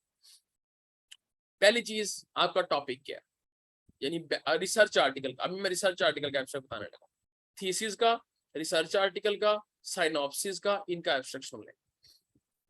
टॉपिक क्या है, व्हाट इज योर टॉपिक, आप उसका इंट्रोडक्शन भी लिख सकते हो, उसका बैकग्राउंड भी आप लिख सकते हो। ठीक है, ये आपका हो गया, जो टॉपिक है। ठीक है, फिर उसके बाद क्या है, आपके ऑब्जेक्टिव्स क्या थे, आपकी रिसर्च के ऑब्जेक्टिव्स क्या थे। तीसरा आ गया आपकी मेथोडोलॉजी क्या हुई। अच्छा, पहले तो आपने इंट्रोडक्शन की ना 1-2 लाइनें लिख देनी है, जैसे मेरा कैंसर पे काम था, मैं कहूंगा ये वाला कैंसर है जी, बड़ा मलिग्नेंट है या बिनाइन है, इस पे इतनी डेथ्स हो रही हैं, तो बड़ी उसकी इंपॉर्टेंस है, मैंने इस पे काम क्यों किया, इसकी इंपॉर्टेंस क्या है कि इस पे बड़ा कैंसर है, बड़ी डिजीज है, इसमें बड़े लोग मर रहे हैं कैंसर से। ऑब्जेक्टिव मेरे क्या है कि मैं कैंसर को क्योर करने के लिए इलाज ढूंढ रहा हूँ। मेथोडोलॉजी क्या है कि मैंने ये स्टेप्स उठाए हैं, इस आर्टिकल में ये काम किया। जो आपकी मेथोडोलॉजी की जितनी हेडिंग्स है, उनको मर्ज करके एक लाइन के फॉर्म में जो मेन मेथोडोलॉजी थी आपकी लिख दो, कि मैंने पीसीआर लगाया, मैंने फलां अपरेटस यूज किया, या फलां मशीन या फलां प्रोटोकॉल यूज किया है इस चीज को, ऑब्जेक्टिव्स को अचीव करने के लिए। फिर जो आपका मेन रिजल्ट आया था, आप देखना चाह रहे थे कि जो मैंने ड्रग बनाई है कैंसर के लिए का वो इफेक्टिव है कि नहीं, कि वो मेन रिजल्ट जो था वो बताओगे कि आपकी मेन वैल्यूज ही आई हैं, आपके रिजल्ट सिग्निफिकेंट है या नॉन सिग्निफिकेंट है। अब ये एक अलग डिबेट है, ये क्या होता है सिग्निफिकेंट, या एसपीएसएस का जो कोर्स करेंगे रिजल्ट्स वाला पोर्शन उनको मैं हलवे की तरह सिखा दूंगा कि सिग्निफिकेंट, नॉन सिग्निफिकेंट, इंटरप्रिटेशन, ये सारा कुछ मैं उनको सिखा दूंगा। तो रिजल्ट सिग्निफिकेंट आए थे या नॉन सिग्निफिकेंट आए थे। फिर कंक्लूजन बेसिकली क्या है कि एट द एंड आप जो करना चाहते थे वो हुआ है कि नहीं हुआ। मैं अगेन बिरयानी की एग्जांपल देता हूँ, बिरयानी बनानी है, ये बिरयानी बड़ी टेस्टफुल होती है, घर वाले बड़े पसंद करते हैं, ये बैकग्राउंड है, इसलिए बनानी है। ऑब्जेक्टिव क्या है कि हम बिरयानी बना के सबको खिलाना चाहते हैं ताकि सबका पेट भर जाए, मजा आ जाए। मेथोडोलॉजी क्या है, हम जी किचन के अंदर गए, हमने बिरयानी बनाई, ये हमारी मेथोडोलॉजी है। रिजल्ट्स क्या है कि बिरयानी के अंदर थोड़ा सा नमक ज्यादा हो गया था, ठीक है, लेकिन लोगों को पसंद आई थी। कंक्लूजन एंड पे फाइनल आपने देना है कि एट द एंड सबने खाना खा लिया, सबका पेट भर गया और बिरयानी अच्छी बनी थी। ये इस तरह से पूरा आपका एब्स्ट्रैक्ट लिखा जाता है। अब यहाँ आपको 2 लफ्ज नजर आ रहे हैं, एक है स्ट्रक्चर्ड एब्स्ट्रैक्ट, ये एक नॉन स्ट्रक्चर्ड लिखा है, अनस्ट्रक्चर्ड आना है। अच्छा, एक है स्ट्रक्चर्ड एब्स्ट्रैक्ट, एक है अनस्ट्रक्चर्ड एब्स्ट्रैक्ट। स्ट्रक्चर्ड एब्स्ट्रैक्ट से क्या मुराद है, वही जो आपने ये लाइनें लिखी हैं, अगर आप उनकी हेडिंग्स बना देते हो, अलग से नहीं लिखना, उन्हीं लाइंस की अगर आप हेडिंग बना देते हो कि ये पहली 2 लाइंस इंट्रोडक्शन या बैकग्राउंड की हैं, अगली 2 लाइंस ऑब्जेक्टिव की हैं, मेरा हाथ क्या मेरे सवार हो गया, अच्छा, अगली 2 लाइंस मेथोडोलॉजी की, अगली 2 लाइंस रिजल्ट की, अगली 2 लाइन कंक्लूजन की हैं, अगर तो आप उनकी हेडिंग बना देते हो तो उसको हम कहते हैं स्ट्रक्चर्ड एब्स्ट्रैक्ट। और अगर हेडिंग नहीं बनाते, सिर्फ उसको एक पैराग्राफ की फॉर्म में लिख देते हो, तो वो कहलाता है अनस्ट्रक्चर्ड एब्स्ट्रैक्ट। मतलब सिर्फ हेडिंग बनाने को कहते हैं स्ट्रक्चर्ड, ना हेडिंग बनाने को कहते हैं अनस्ट्रक्चर्ड। जब आप जर्नल के अंदर आर्टिकल सबमिट करवाते हो, तो वहां पे लिखा होता है कि आपने स्ट्रक्चर्ड एब्स्ट्रैक्ट देना है या अनस्ट्रक्चर्ड एब्स्ट्रैक्ट देना है। नॉर्मली रिव्यू आर्टिकल्स के लिए वो अनस्ट्रक्चर्ड एब्स्ट्रैक्ट मांगते हैं, रिसर्च आर्टिकल्स के लिए वो स्ट्रक्चर्ड एब्स्ट्रैक्ट मांगते हैं, और रिसर्च आर्टिकल्स के लिए वो आपको ये भी बताते हैं कि आपने कौन कौन सी हेडिंग लिखनी है। ठीक है, वो ये भी आपको बताते हैं। ऑब्जेक्टिव की जगह एम का लफ्ज भी यूज हो सकता है, बैकग्राउंड की जगह इंट्रोडक्शन का लफ्ज भी यूज हो सकता है। ठीक है, तो वो हेडिंग्स आपको खुद बता देते हैं। अच्छा, ये तो रिसर्च आर्टिकल का हो गया। रिव्यू में क्या लिखते हैं? रिव्यू आर्टिकल में आपका टॉपिक है क्या, उससे रेलेवेंट क्या क्या स्टडीज किस तरह से हो रही हैं, वो सारा 4-5 लाइंस में आ जाएगा। किस तरह से स्टडीज फ्यूचर में की जा सकती हैं, अगेन फ्यूचर रिकमेंडेशन आ जाएगी। जो मैंने बताया था फ्यूचर रिकमेंडेशन रिजल्ट्स के अंदर, सॉरी रिसर्च आर्टिकल के अंदर वो कंक्लूजन वाले पार्ट में लिखते हैं, कंक्लूजन दे के उसके बाद लिख देते हैं एक लाइन में फ्यूचर पर्सपेक्टिव। तो इस तरह से एब्स्ट्रैक्ट बनता है। एग्जांपल्स दिखा देता हूँ, ये आपके सामने किस एब्स्ट्रैक्ट की एग्जांपल है मुझे बताओ। ये स्ट्रक्चर्ड एब्स्ट्रैक्ट है कि अनस्ट्रक्चर्ड है? देखो इसमें हेडिंग बनी हुई है, objective, method, results, conclusion. Structured है या अनस्ट्रक्चर्ड है? जल्दी से बताएं।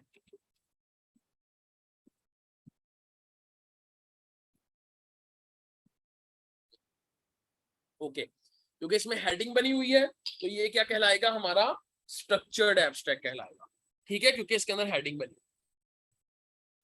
अच्छा, कुछ लोग जो है मुझे मोबाइल पे मैसेज कर रहे हैं कि सर क्वेश्चन के आंसर बता दें। मैंने कहा क्वेश्चन का आंसर लेक्चर के एंड पे होगा।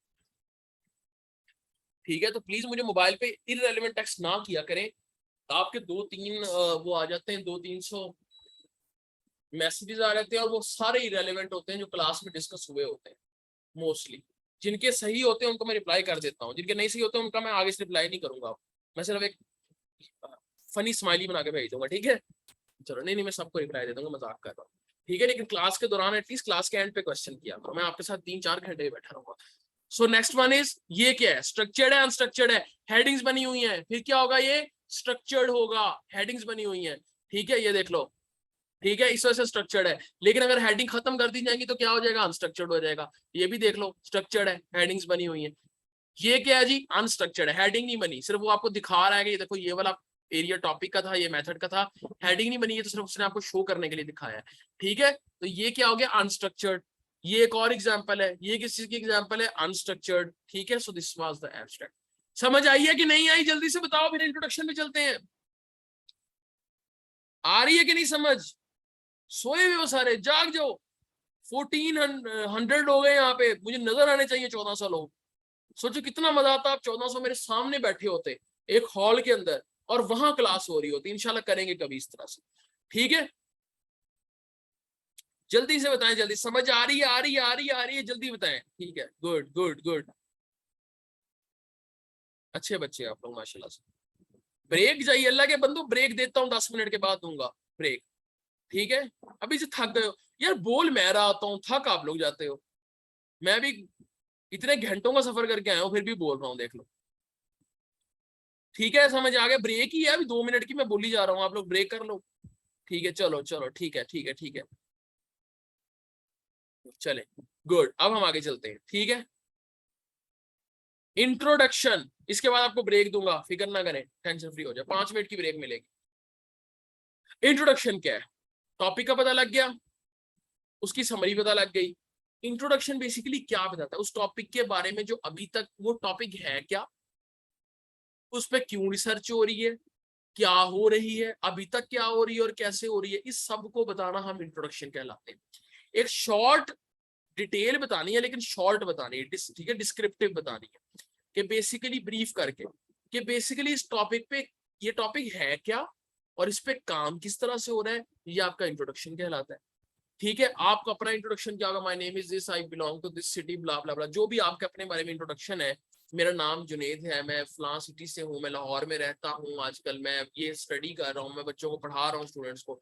ये मेरा एक इंट्रोडक्शन होता है। ठीक है, तो अपने बारे में जो बताते हो, आप क्या हो, कैसे हो, क्यों हो, वो इंट्रोडक्शन होता है। आर्टिकल का इंट्रोडक्शन, अगर रिसर्च आर्टिकल है या रिव्यू आर्टिकल है, दो चीजें ना, एक थीसिस है, थीसिस का इंट्रोडक्शन अगर तो सिर्फ इंट्रोडक्शन है, लिटरेचर रिव्यू साथ इंक्लूडेड नहीं है, तो 5 पेजेस का होता है, 3 से 5 पेजेस। और रिसर्च या रिव्यू आर्टिकल का 3 पैराग्राफ का होता है, मैं उसको कहता हूँ 3 पैराग्राफ सिस्टम। ठीक है, 3PS, 3 पैराग्राफ सिस्टम। अब मैं पढ़ाऊंगा आपको पैराग्राफ वाइज, आपने उसको खुद पेजेस में कन्वर्ट कर लेना है बाद में। ठीक है, कि 3 पैराग्राफ को 3 पेजेस या 5 पेजेस में कन्वर्ट कर लेना। मैं आप पैराग्राफ वाइज बता रहा हूँ। कि रिसर्च आर्टिकल हो या रिव्यू आर्टिकल हो, उसके लिए हम कैसे लिखेंगे। पहला पैराग्राफ जो होता है वो बताता है व्हाट इज द टॉपिक। ये मैंने नीचे लिखा व्हाट वाई हाउ। पहला पैराग्राफ बताता है व्हाट इज द टॉपिक। आप कैंसर पे लिख रहे हो तो बताओगे कैंसर क्या है, क्या काम हो रहा है इस पे, कितनी अमवात हो गई है इस पे, किस वजह से होता है ये। कैंसर की जो डिटेल दोगे ना आप पहले पैराग्राफ में, कैंसर के बारे में सारी डिटेल दे दो। कैंसर है क्या, कैंसर कैसे फैलता है, कितना फैला हुआ है दुनिया में, कितनी अमवात हो रही है, इसकी इंपॉर्टेंस बता रहे हो ना कि ये टॉपिक है क्या और इसकी इंपॉर्टेंस क्या है। अगर आपने चूज किया तो उस टॉपिक की कोई इंपॉर्टेंस होगी। तो जो भी आपका मेन कीवर्ड होता है जिसपे आप रिसर्च कर रहे हो तो उसको डिफाइन कर। डायबिटीज को डिफाइन करोगे, प्लांट पे लिख रहे हो उस प्लांट के बारे में लिखोगे, कोई मशीन बना रहे हो उस मशीन के, असल में आप डिफरेंट फील्ड्स के हो तो मुझे डिफरेंट एग्जांपल देनी पड़ती है, ठीक है। वो इलेक्ट्रॉन वाली एग्जांपल पड़ी तो इलेक्ट्रॉन्स के बारे में डिफाइन करोगे। यानी जो भी आपका मेन कीवर्ड है रिसर्च का या रिव्यू का, उसके बारे में आप पहले पैराग्राफ में करोगे सारा डिफाइन, ताकि आपके रीडर को पता लग जाए बेसिकली कि आप किस चीज के बारे में बात कर रहे हो, ठीक है। तो इंट्रोडक्शन आपके रीडर को मेंटली प्रिपेयर कर देता है कि आपके इस आर्टिकल का, असल में उसको नहीं भी पता आपका आर्टिकल किस बारे में है, वो इंट्रोडक्शन पढ़ के समझने लग जाता है अच्छा ये आर्टिकल इस बारे में है। समझ आ रही है बात की। तो उसको आइडिया होने लग जाता है अच्छा इस आर्टिकल में ये डिस्कस हुआ है, अच्छा ये आर्टिकल इस बारे में, तो उसका मेंटली वो रेडी होता है। ये हो गया पहला पैराग्राफ। अब एक मैं देने लगा हूँ टिप, अभी याद रखना टिप, ठीक है। पहली टिप है इंट्रोडक्शन में आपको मैंने 3 टिप्स देनी है। पहली टिप सुन लो, ये टिप ऐसी है जो आपके इंट्रोडक्शन को बूम्बास्टिक बना देगी, ठीक है।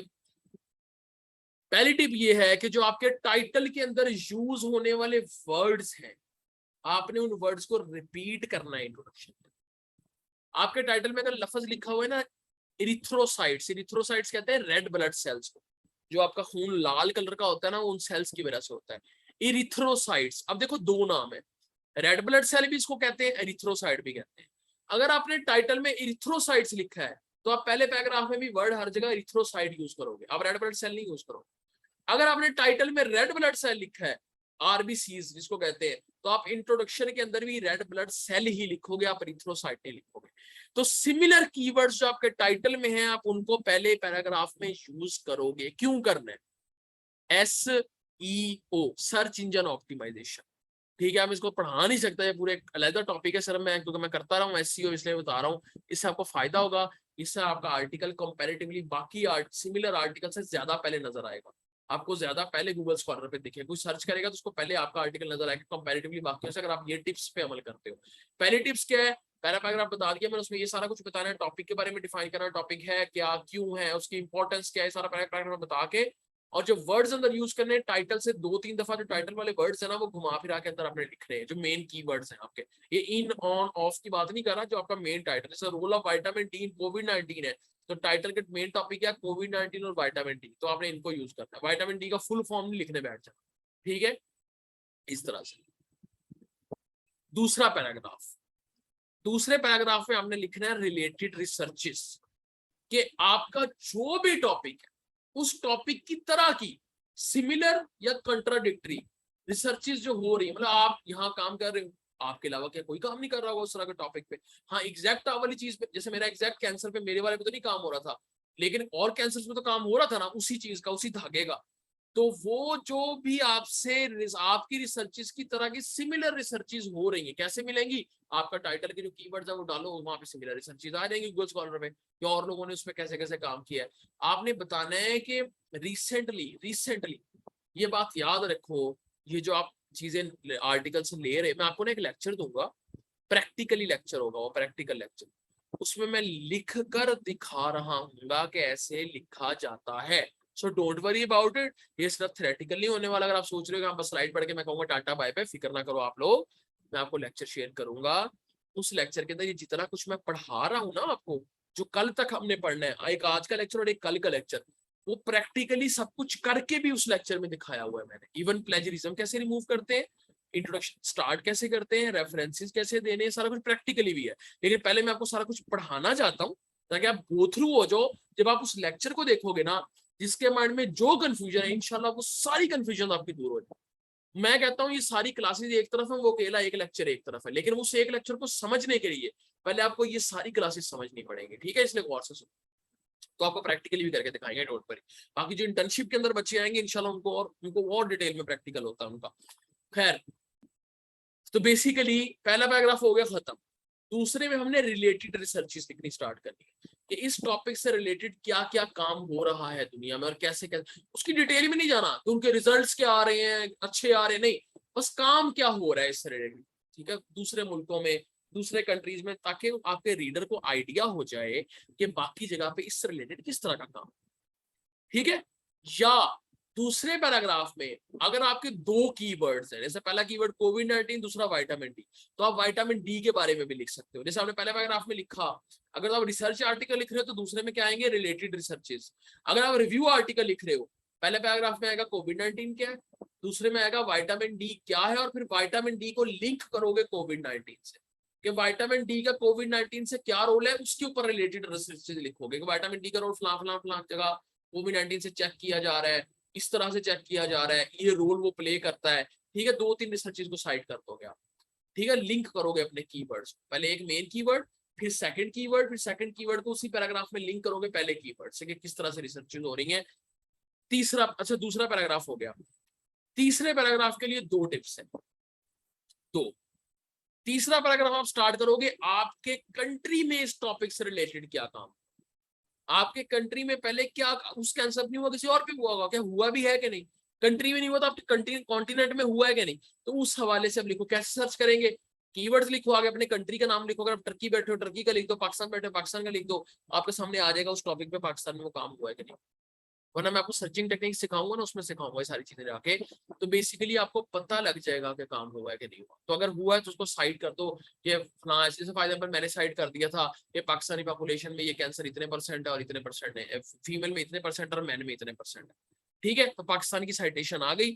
उसको आपके रीडर को, आपका जो रिव्यूअर है, जो रिव्यू करेगा आपका आर्टिकल बैठ के, जर्नल वाला, उसको पता हो यार इस बंदे के पास नॉलेज है कि इसके अपने कंट्री में क्या हुआ है। इसी तरह थीसिस के अंदर भी लिखना है आप कि आपकी कंट्री में उसमें क्या काम हुआ है, कुछ तो हुआ होगा, ताकि उनको पता लग जाए हाँ इसको नो हाउ है, या मुंह उठा के नहीं आ गया, इसको पता है इसके अपने कंट्री में भी क्या काम है। ये थी दूसरी टिप। अब आ गई तीसरी टिप, ठीक है, वो है गैप के बारे में बात करना, वो है नोवेलिटी के बारे में बात करना। अब गैप क्या चीज है या नोवेलिटी की, देखो मुझे बच्चे कॉल्स कर रहे हैं, मैं कॉल कैसे उठा सकता हूँ आपके दरमियान। खैर, गैप क्या चीज है, नोवेलिटी क्या चीज है, कुछ नया ढूंढ के लाना। अब उस नए ढूंढ के लाने के लिए आपका दिमाग भी नया होना चाहिए, इसलिए मैं यहाँ पे दे रहा हूँ 5 मिनट की ब्रेक। 5 मिनट की ब्रेक, आप लोग जरा फ्रेश हो लो, पानी शानी पी लो, फ्रेश हो लो, उसके बाद हम आगे चलते हैं, ठीक है। बच्चों मैं फिर आपको बता रहा हूँ, फिर बता रहा हूँ आप लोगों को कि सीख लो, अच्छे रहो। नहीं सीखोगे, जो जिनकी लिमिट पूरी हो जाती है ना कि सर हमारी बस हो गई है, वो प्लीज रिकॉर्डिंग ले लो। देखो मैं आपके सामने टीचर हो के हाथ जोड़ रहा हूँ कि आपका भला है इसमें, मेरा नहीं है भला, मुझे कोई फायदा नहीं होने वाला आपको यहाँ पढ़ा के, ठीक है। सिर्फ इससे कि आप कल कामयाब हो गए तो मुझे खुशी मिलेगी, मेरे चेहरे पे स्माइल आ जाएगी, बस आपके लिए पढ़ा रहा हूँ, आपके फायदे के लिए पढ़ा रहा हूँ। 2.5 घंटे की जाके मूवीज देख लेते हो सिनेमा में बैठ के, तो एटलीस्ट, ठीक है, अपने स्पेशल लोगों से बातें कर लेते हो 3-3 घंटे 4-4 घंटे, तब तो नहीं कहते सर ब्रेक दो, हेलो ब्रेक दे दो, मेरा जाना है, ठीक है, आगे से जूते पड़ते हैं।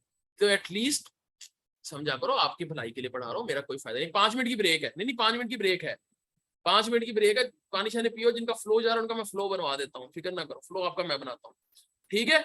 तो आपके फायदे के लिए कर रहा हूँ, मुझे कोई फायदा नहीं होना। आप आर्टिकल लिखोगे, मुझे नौकरी नहीं मिलने वाली, आप लोग कल मुझे पूछोगे भी नहीं, मुझे शायद गालियां दे रहे होगे, क्या फजूल इंसान था, बकवास, ठीक है, मैं क्या अपने गाली दूं, ठीक है, ऐसी बातें करोगे, हमें टाइम जाया करता रहा, ये करता रहा, तो मुझे कोई नुकसान तो नहीं हो रहा, ना आपकी गालियों से होगा ना आपकी तारीफ से होगा, बस मुझे खुशी मिलेगी जब आप लोग कामयाब हो, ठीक है।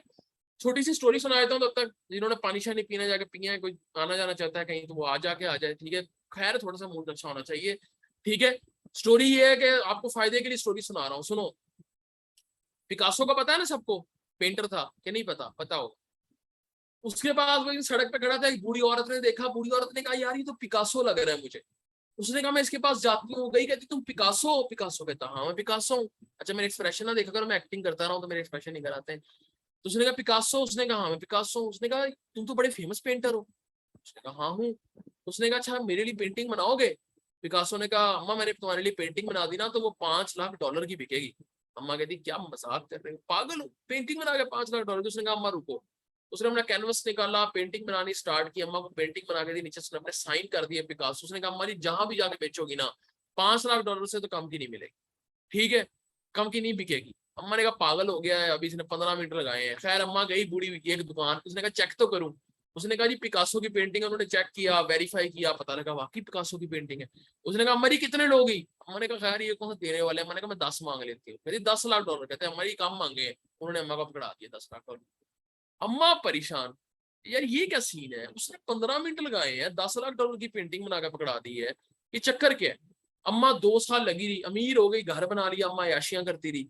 फिर एक दिन उसको पता लगा पिकासो आ रहा है एग्जीबिशन पे। अब अम्मा अमीर थी, अब एग्जीबिशन का टिकट खरीदा, एग्जीबिशन पे पहुंच गई 2 साल बाद। पिकासो को देखा, कहती ओ पुत्र गल सुन, बेटा बात सुनो मेरी। पिकासो आया, हाँ जी अम्मा जी। पहचाना मुझे? मैं वो हूँ जिसे तुमने पेंटिंग बना के दी थी। उसको याद आ गया। उसने कहा बिल्कुल जी अम्मा जी, मैंने पहचान लिया आपको। तो उसने कहा कि बेटा मुझे एक बात बताओ, मुझे भी सिखा दो पेंटिंग बनाना, कि मैं 15 मिनट के अंदर $10 लाख की पेंटिंग बनाना सीख जाऊं। पिकासो हंसने लग गई। अब मैं कहा सठिया गए बूढ़ी, मैं हूं सठिया, तुम क्यों हंसी जा रहे हो, क्या चक्कर है, मुझे सिखा नहीं सकते? तुम्हें शर्म नहीं आती? मुझे नहीं सिखा सकते, मैं बूढ़ी हुई हूँ। कहता अम्मा जी आपके लिए वो सिर्फ 15 मिनट थे, मेरी 15 साल की मेहनत लगी है इस पिकासो के साइन को बनाने के लिए, अपनी वैल्यू बनाने के लिए मुझे 15 साल लगे हैं। 15 साल की मेहनत के बाद आज पिकासो इस मौके में पहुंचा है कि उसका साइन जो है वो $10 लाख का बिक रहा है, 15 साल की मेहनत के बाद। तो ये 15 मिनट में नहीं सीखे जा सकते। मोहम्मद अली बॉक्सर की मैं अगेन एग्जांपल देता हूँ, ही वाज अ लेजेंड। मैं उसकी वीडियो देख रहा था कुछ अर्से पहले, जब उसका मुंह लटका हुआ था, वो उनको पार्किंसन डिजीज हो गई थी एट द एंड, वो समझ भी नहीं पा रहे होते थे, अल्लाह उनको जन्नत में जगह दे। तो बेसिकली उनसे पूछा गया एक दफा कि ये जो आप ऐसे मुक्के मारते हो, स्पीड के लिए बड़े फेमस थे, वो आते स्पीड से मार के अगले को, कहते थे 5 सेकंड में आप बंदे को अगले को हिला देते हो। कहते तुम्हारे लिए 5 सेकंड हो गए, मेरे लिए ये सालों की मेहनत है। तो बेटा आप लोग जो आज मेहनत कर रहे हो, आज जो आप लोग करने लगे हो, ठीक है, वो आइंदा आने वाली सारी जिंदगी आपके काम आने। अगर आज स्टार्ट लोगे तो आज से 10 साल बाद, 15 साल बाद किसी लेवल पे पहुंचोगे। अगर आज स्टार्ट नहीं लोगे, आज भी सुस्त होकर बैठे रहोगे, आज भी आपको लगेगा थक गए हैं, अभी जवानी में थके पड़े हो यार आप लोग, बुढ़ापे में पता नहीं जाके क्या होगा, ठीक है, तो फिर कुछ भी नहीं होगा। जी बिल्कुल, मैं सुनता हूँ मोटिवेशनल स्पीकर्स को, सुनना भी चाहिए जो अच्छे हैं, ठीक है, वो नहीं सिर्फ कहानियां सुनाते हैं। मैं सुनता हूँ संदीप महेश्वरी को, मैं टोनी रॉबिन्स को सुनता हूँ, ठीक है, और सुनना चाहिए जो आपको अच्छे लगते हैं, अगर आपको कहीं से किक मिलती है। लेकिन ये नहीं कि सुनने के बाद सोचते रहोगे वाह क्या बात कर दी, अमल करना स्टार्ट करो, खुदा के लिए इंप्लीमेंट करना स्टार्ट करो, ठीक है। चलो हम चलते हैं, वो होगी ब्रेक, कंप्लीट है? ओके ओके ओके, 1 मिनट रहता है आपकी ब्रेक का, जो आना चाहते हैं वो आ जाए, ठीक है। चलो गैप मैं पढ़ाता हूँ बेटा, पढ़ाता हूँ। थर्ड पैराग्राफ में करनी है बात। अच्छा जिनका फॉर्म फिल नहीं हो रहा ना, वो एक काम करें, काफी लोगों का फॉर्म का इशू आ रहा है, सर्टिफिकेट जब वो रजिस्टर करते हैं या रिकॉर्डिंग्स के लिए, फॉर्म फिल करते हुए अपनी ना एक तो हिस्ट्री, ब्राउजिंग हिस्ट्री डिलीट कर लिया करें, कैशे कुकीज वगैरह होते हैं वो डिलीट हो जाएंगे। सेकेंडली आप लोग एक काम किया करें कि या फिर किसी और मोबाइल या लैपटॉप को ट्राई कर लें, ठीक है, ये इसका बेस्ट चांस है। कासिम अली शाह साहब जी वो भी बहुत अच्छा बोलते हैं, लेकिन वो थोड़ा सा प्रैक्टिकल अप्रोच से बाहर निकल जाते हैं, मेरा उनसे ये थोड़ा सा इख्तलाफ है, ठीक है, लेकिन वो है वैसे काफी अच्छी। यार हर मोटिवेशनल स्पीकर अच्छा, आपको आपका क्या जा रहा है, आपको आपसे पैसे तो नहीं ले रहे ना, ठीक है, आप यूज कर आपको सुन लो, किसी और को सुन लो, आपको वो फायदा ही दे रहे हैं। अगर आप नहीं सुनना ना सुनो, इट्स योर चॉइस, लेकिन कुछ करो जिंदगी में, कुछ करो। खैर मैं क्वेश्चन एंड पे लेता हूँ, ठीक है, ओके। अब गैप क्या चीज है, लेट्स स्टार्ट। गैप बेसिकली ये है कि आपने अब कुछ डिफरेंट निकालना है, ठीक है, अपने टॉपिक से रिलेटेड। जैसे मैंने पहले आपको एग्जांपल दी, उसको हम गैप कहते हैं। पाकिस्तान में उसके लिए लफ्ज यूज होता है नोवेलिटी का, अंग्रेज उसको गैप कहते होते हैं। नोवेलिटी निकालनी है, डिफरेंट करना। अब नोवेलिटी कैसे निकलेगी? एक तो ये कि हमारे रिजल्ट्स के अंदर नोवेलिटी आ जाए, वो तो तब आएगी जब रिजल्ट आएंगे। दूसरा ये हमारे टॉपिक में नोवेलिटी आ जाए, उसका तरीका मैंने आपको बता दिया कि कैसे आप दूसरों की स्टडी पढ़ो, उसको अपने एरिया में अपनी पॉपुलेशन करके देखो, आपकी पॉपुलेशन में अगर नहीं हुई तो वो आपकी नोवेलिटी हो गई। टॉपिक सिलेक्शन के दौरान, टॉपिक सिलेक्शन वाला लेक्चर देख लेना, यूट्यूब पे पड़ा हुआ है, ठीक है, दो चीजें हो गई। तीसरी नोवेलिटी है आपकी मेथोडोलॉजी की नोवेलिटी। मैं आपको अपने एक स्टूडेंट की एग्जांपल देता हूँ, मैंने उससे उधार लिया हुआ उसका एक document, she is a PhD student, आजकल कायदम यूनिवर्सिटी में पीएचडी कर रही हैं बायोकेमिस्ट्री डिपार्टमेंट में, रीजा नाम है उनका। तो बेसिकली उनसे मैंने उधार लिया था, उनकी एमफिल की रिसर्च थी, उन्होंने काम किया था डायबिटीज का और हार्ट पेशेंट्स का आपस में लिंक फाइंड आउट किया था, ठीक है। तो उसकी ये उन्होंने उनके रिजल्ट्स का एक फाइनल टेबल था, एक सबके अलग अलग भी टेबल है इनके, ये इनका फाइनल टेबल था। मैं आपको इससे नोवेलिटी समझाना चाहता हूँ, ठीक है। अच्छा ये एंड वर इन चीजों को ना देखो, आपको ये समझ नहीं आएंगी जब तक आपको एसपीएसएस नहीं आएगा, पी वैल्यू वगैरह आपको नहीं समझ आएगी जब तक आपको स्टैट ना आ गई। वो एसपीएसएस के लेक्चर में डिटेल से पढ़ाऊंगा ये चीजें क्या होती हैं, इसका मतलब क्या होता है, देखो। लेकिन रिजल्ट्स इसके बगैर इनकम्प्लीट होते हैं, ठीक है। खैर आपने सिर्फ फोकस करना है इन दो कॉलम्स के अंदर, ठीक है, बाकी हम एसपीएसएस में पढ़ेंगे डिटेल से जब टाइम आएगा। तो इन दो कॉलम्स के अंदर आपने करना है चेक।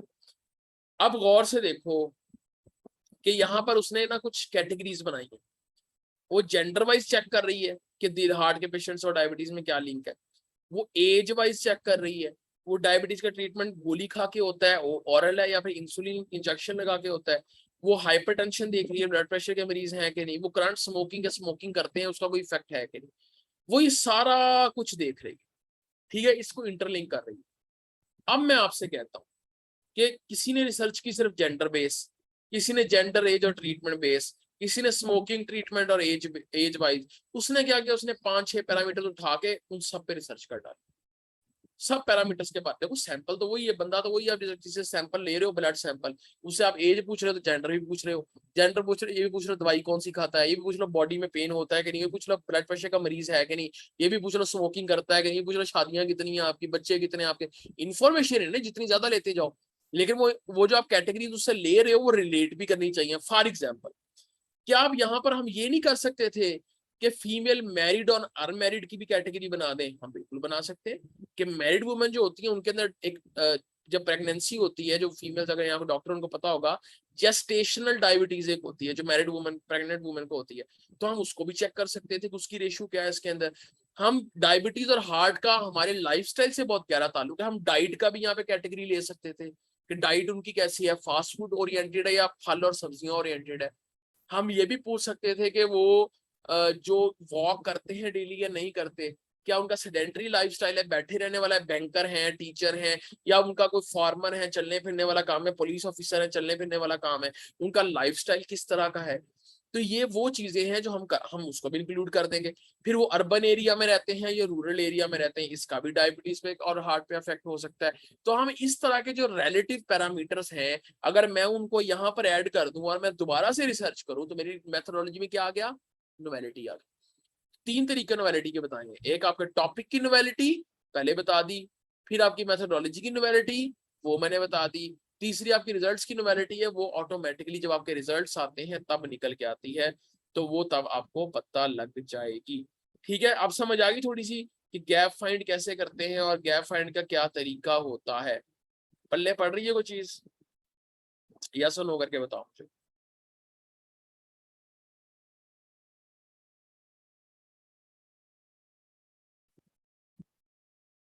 अच्छा, अब मैंने ना ये एक मुझे स्टूडेंट ने मेरी पिक्चर भेजी थी गैप के ऊपर, उसने कहा था कि सर आप जो बातें बताते हैं ना उसको जरा नाम होते हैं उसके कुछ वो बता दीजिएगा, मैं आपको बताने लगा हूँ। ठीक है। बताता हूँ। अच्छा,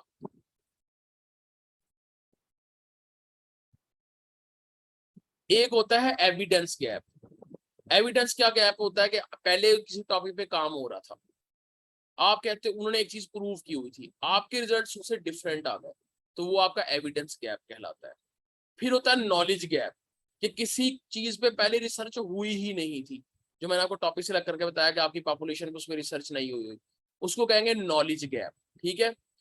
फिर तीसरा है इसके अंदर मेथोडोलॉजिकल गैप, जैसे मैंने आपको बताया मेथोडोलॉजी में आप कैसे गैप फाइंड कर सकते हो, वो ये मैंने आपको तरीका बता दिया है कि आपने मेथड्स में वेरिएशन लेके आनी है। अगर कोई पहले किसी एक ऑपरेटस पे काम कर रहा था, उसका अल्टरनेट एक और ऑपरेटस मौजूद है, आपको मैं उस पर काम करके देखता हूँ उस पर रिजल्ट्स कैसे आते हैं, तो ये आपका मेथोडोलॉजिकल गैप हो गया, या आपकी कैटेगरीज में आप चेंजेस कर सकते हो, जैसे मैंने बताया आपकी मेथोडोलॉजी में गैप हो गया।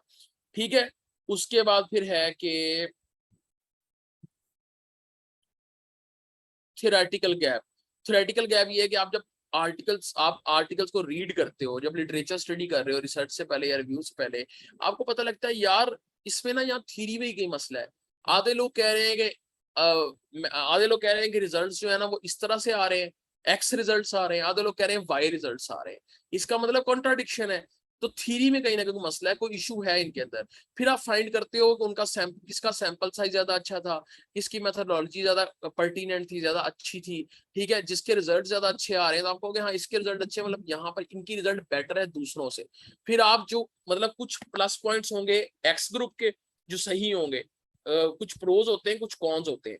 ये आपने रिसर्चेस पढ़ी, 5-6 साइंटिस्ट जो है ना वो कह रहे हैं जो एक्स रिजल्ट्स आ रहे हैं उनके, एक्स का मतलब कोई भी वैल्यू, एक्स रिजल्ट्स आ रहे हैं, 5-6 साइंटिस्ट के वाई रिजल्ट्स आ रहे हैं। आप देखोगे दोनों के प्लस पॉइंट्स क्या है, किसी का सैंपल साइज बहुत अच्छा होगा, किसी के मेथोडोलॉजी का ऑपरेटर्स बहुत अच्छा होगा, मतलब मेथोडोलॉजी का तरीका बड़ा अच्छा होगा।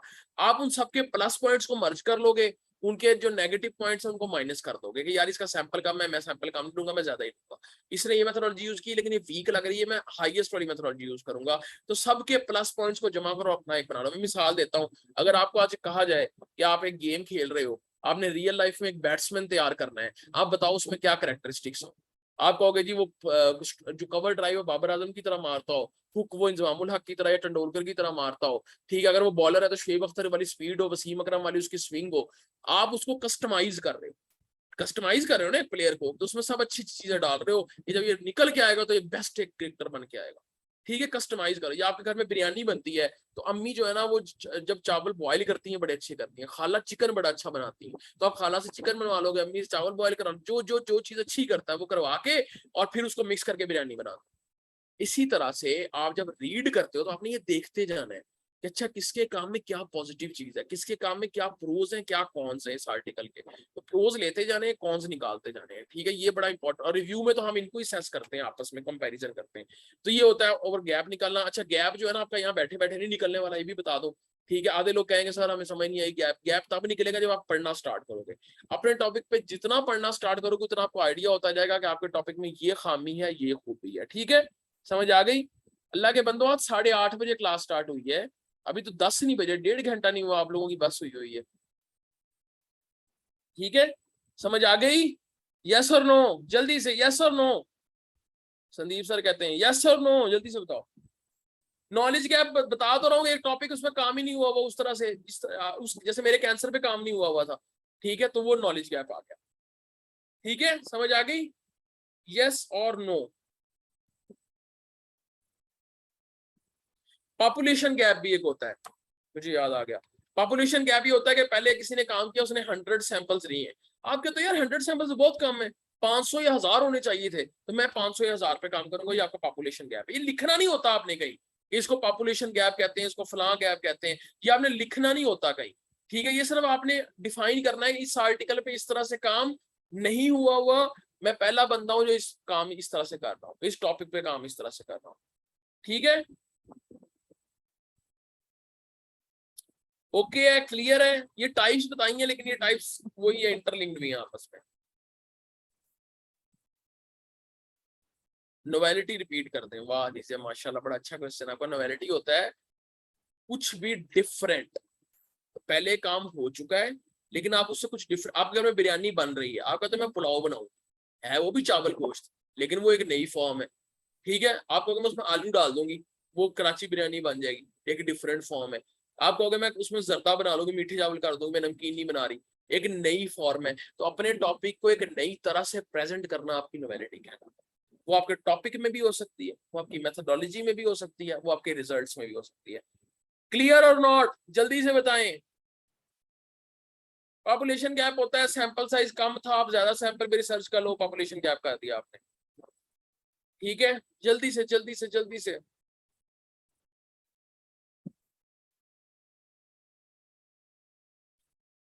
एविडेंस गैप ये था कि पहले वो दो ग्रुप्स हैं डिफरेंट, एक कह रहा है ये रिजल्ट्स ठीक है, दूसरा कह रहा है ये रिजल्ट ठीक है।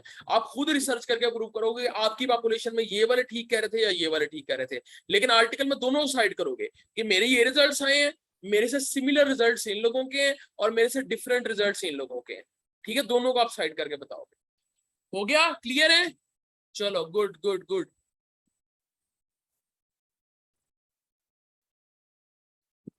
चलो ठीक है जी, गैप को इंट्रोडक्शन में मेंशन करते हैं, ठीक है, मेंशन करते हैं इंट्रोडक्शन के आखिरी पैराग्राफ में, ताकि आपके रीडर को पता लग जाए कि आपके टॉपिक डिफरेंट क्यों है, आपका आर्टिकल वो क्यों पढ़े, क्यों आपके आर्टिकल को एक्सेप्ट करे एडिटर जो है, कि आपके आर्टिकल में ये डिफरेंट है। जैसे मैंने अपने थीसिस में लिखा कि there is no study currently,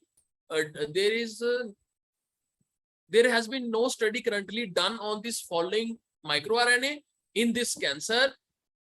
As per my knowledge, it is the first study which is being conducted on this microRNA in this relevant cancer. तो उसको पता लग गया इस कैंसर पे ये पहली दफा स्टडी हो रही है, तो ये कोई नई चीज है, तो हाँ इसके एक्सेप्टेंस के चांस बढ़ जाते हैं। तो पहली टिप क्या थी आपकी, कीवर्ड्स लिखने एसईओ के लिए। दूसरी टिप, अपने एरिया का जिक्र जरूर करना है, आपके कंट्री में आपके एरिया में किस तरह से काम हो रहा है। तीसरी चीज गैप बताना है। आपके इंट्रोडक्शन में 3 चीजें लाजमी होनी चाहिए, व्हाट, व्हाई और हाउ। आपका टॉपिक क्या है, इंपॉर्टेंस क्या है इसकी, क्यों कर रहे हो इस पे काम, वाई कि इसकी ये इंपॉर्टेंस की डेप्थ बहुत ज्यादा है, ये प्रॉब्लम क्या है, मतलब मेन मसला क्या है आपके आज इसका सोल्यूशन आप फाइंड करना चाह रहे हो, और हाउ किस तरह से रिसर्च में भी कंडक्ट की जा रही है। और इंट्रोडक्शन के आखिर में आप अपने ऑब्जेक्टिव्स भी बयान करते हो। गैप के बाद आप बताते हो कि इस अगर आप रिसर्च कर रहे हो, कि अगर आप रिसर्च कर रहे हो तो आप लिखोगे objectives of this study are this. अगर आप रिव्यू कर रहे हो तो आप लिखोगे this article will critically assess, ठीक है, जो भी आपके कीवर्ड्स है, जैसे विटामिन डी का कोविड में क्या रोल है, हम उसको क्रिटिकली देखेंगे, ठीक है। तो आप इस तरह से लिखते हो। अच्छा, मैं कुछ ये फजूल है बस बात गपशप वाली चीजें, इनको मैं स्किप कर रहा हूँ, ठीक है। फिर आप लोगों ने कहना सर गपशप करने लग जाते हैं, ठीक है। वो बस ऐसी आप लोगों से क्वेश्चंस करने वाली थी। अच्छा, फिर है मेथोडोलॉजी, ठीक है। मेथोडोलॉजी अब कैसे लिखते हैं, मेथोडोलॉजी में आपको पढ़ाता हूँ, एक और स्लाइड मेरे पास है वहां से। मेथोडोलॉजी में चीज क्या होता है कि आपने काम किया कैसे है। मुझे स्लाइड जरा खोलने दो। राइटअप का मतलब होता है आर्टिकल को लिखना, ये जो लिखना होता है इसको हम राइटअप कहते हैं। आर्टिकल जब मैं वर्ड्स यूज कर रहा होता हूँ, वो रिसर्च आर्टिकल भी हो सकता है, रिव्यू आर्टिकल भी हो सकता है। एक सेकेंड,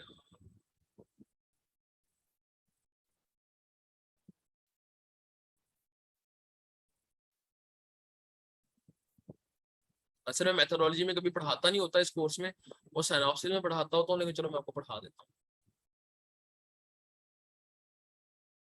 फिर आप लोग कहोगे सर ने पढ़ाई ही नहीं थी हमें मेथोडोलॉजी।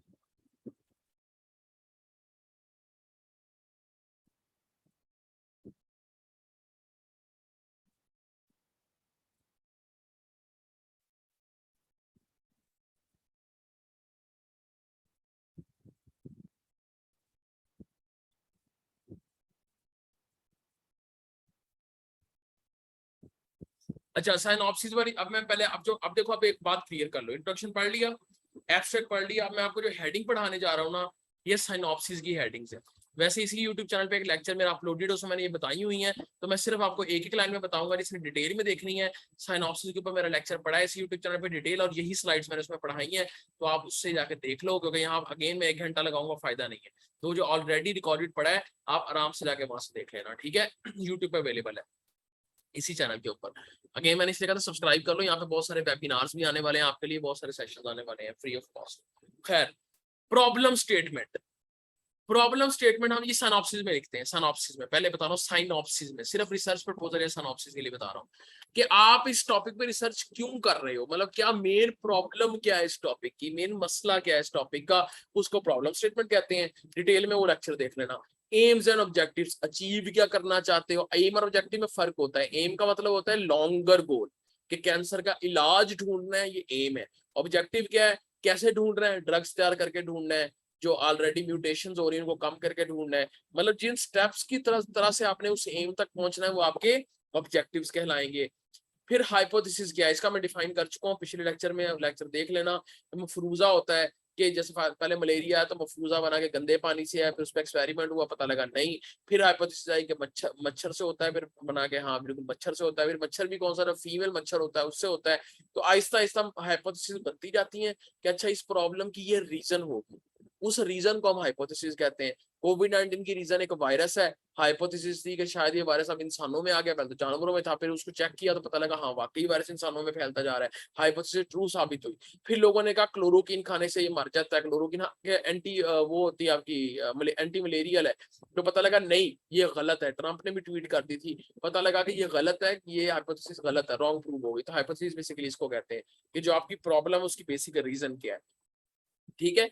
स्कोप और सिग्निफिकेंस, कि आपका ये जो भी टॉपिक है इसका फायदा क्या है, ये सोसाइटी को क्या फायदा दे रहा है, ठीक है, इसकी इंपॉर्टेंस बेसिकली क्या है, या क्या किसी एक बंदे को फायदा दे भी रहा है ये, क्या आप बस ऐसी रिसर्च कर रहे हो इसका किसी को फायदा ही नहीं है, क्या आपकी रिसर्च का कोई इम्पैक्ट है, कोई फायदा है सोसाइटी को, किसी इंडिविजुअल को, या अब कोविड-19 की जो रिसर्च करेगा पूरी दुनिया के लिए फायदा कर रहा है, कोई थैलेसीमिया पर रिसर्च करेगा उन स्पेसिफिक बच्चों का फायदा कर रहा है, कोई नया अपरेटस बना रहा है, कोई नई डिवाइस बना रहा है, या आपके इलेक्ट्रिसिटी के बल्ब चल रहे हैं, आपका फैन चल रहा है, एसी चल रहा है, ये कहीं ना कहीं से फायदा हुआ तो चल रहा है। तो हर चीज की एक सिग्निफिकेंस होती है, आपने बताना है आपके टॉपिक की सिग्निफिकेंस क्या है, लिमिटेशंस क्या है। फॉर एग्जांपल एक लड़की है वो कहती है जी मैं तो सिर्फ इस्लामाबाद से सैंपल ले सकी हूँ, एक लड़का है वो कराची, इस्लामाबाद, लाहौर, पिंडी, पेशावर हर जगह चले जाता है। तो लड़की की लिमिटेशन ये है कि स्मॉल सैंपल साइज था, ठीक है। तो आपका सैंपल, आपकी जो आपकी लिमिटेशन है उसी से आप फ्यूचर पर्सपेक्टिव बनाते हो।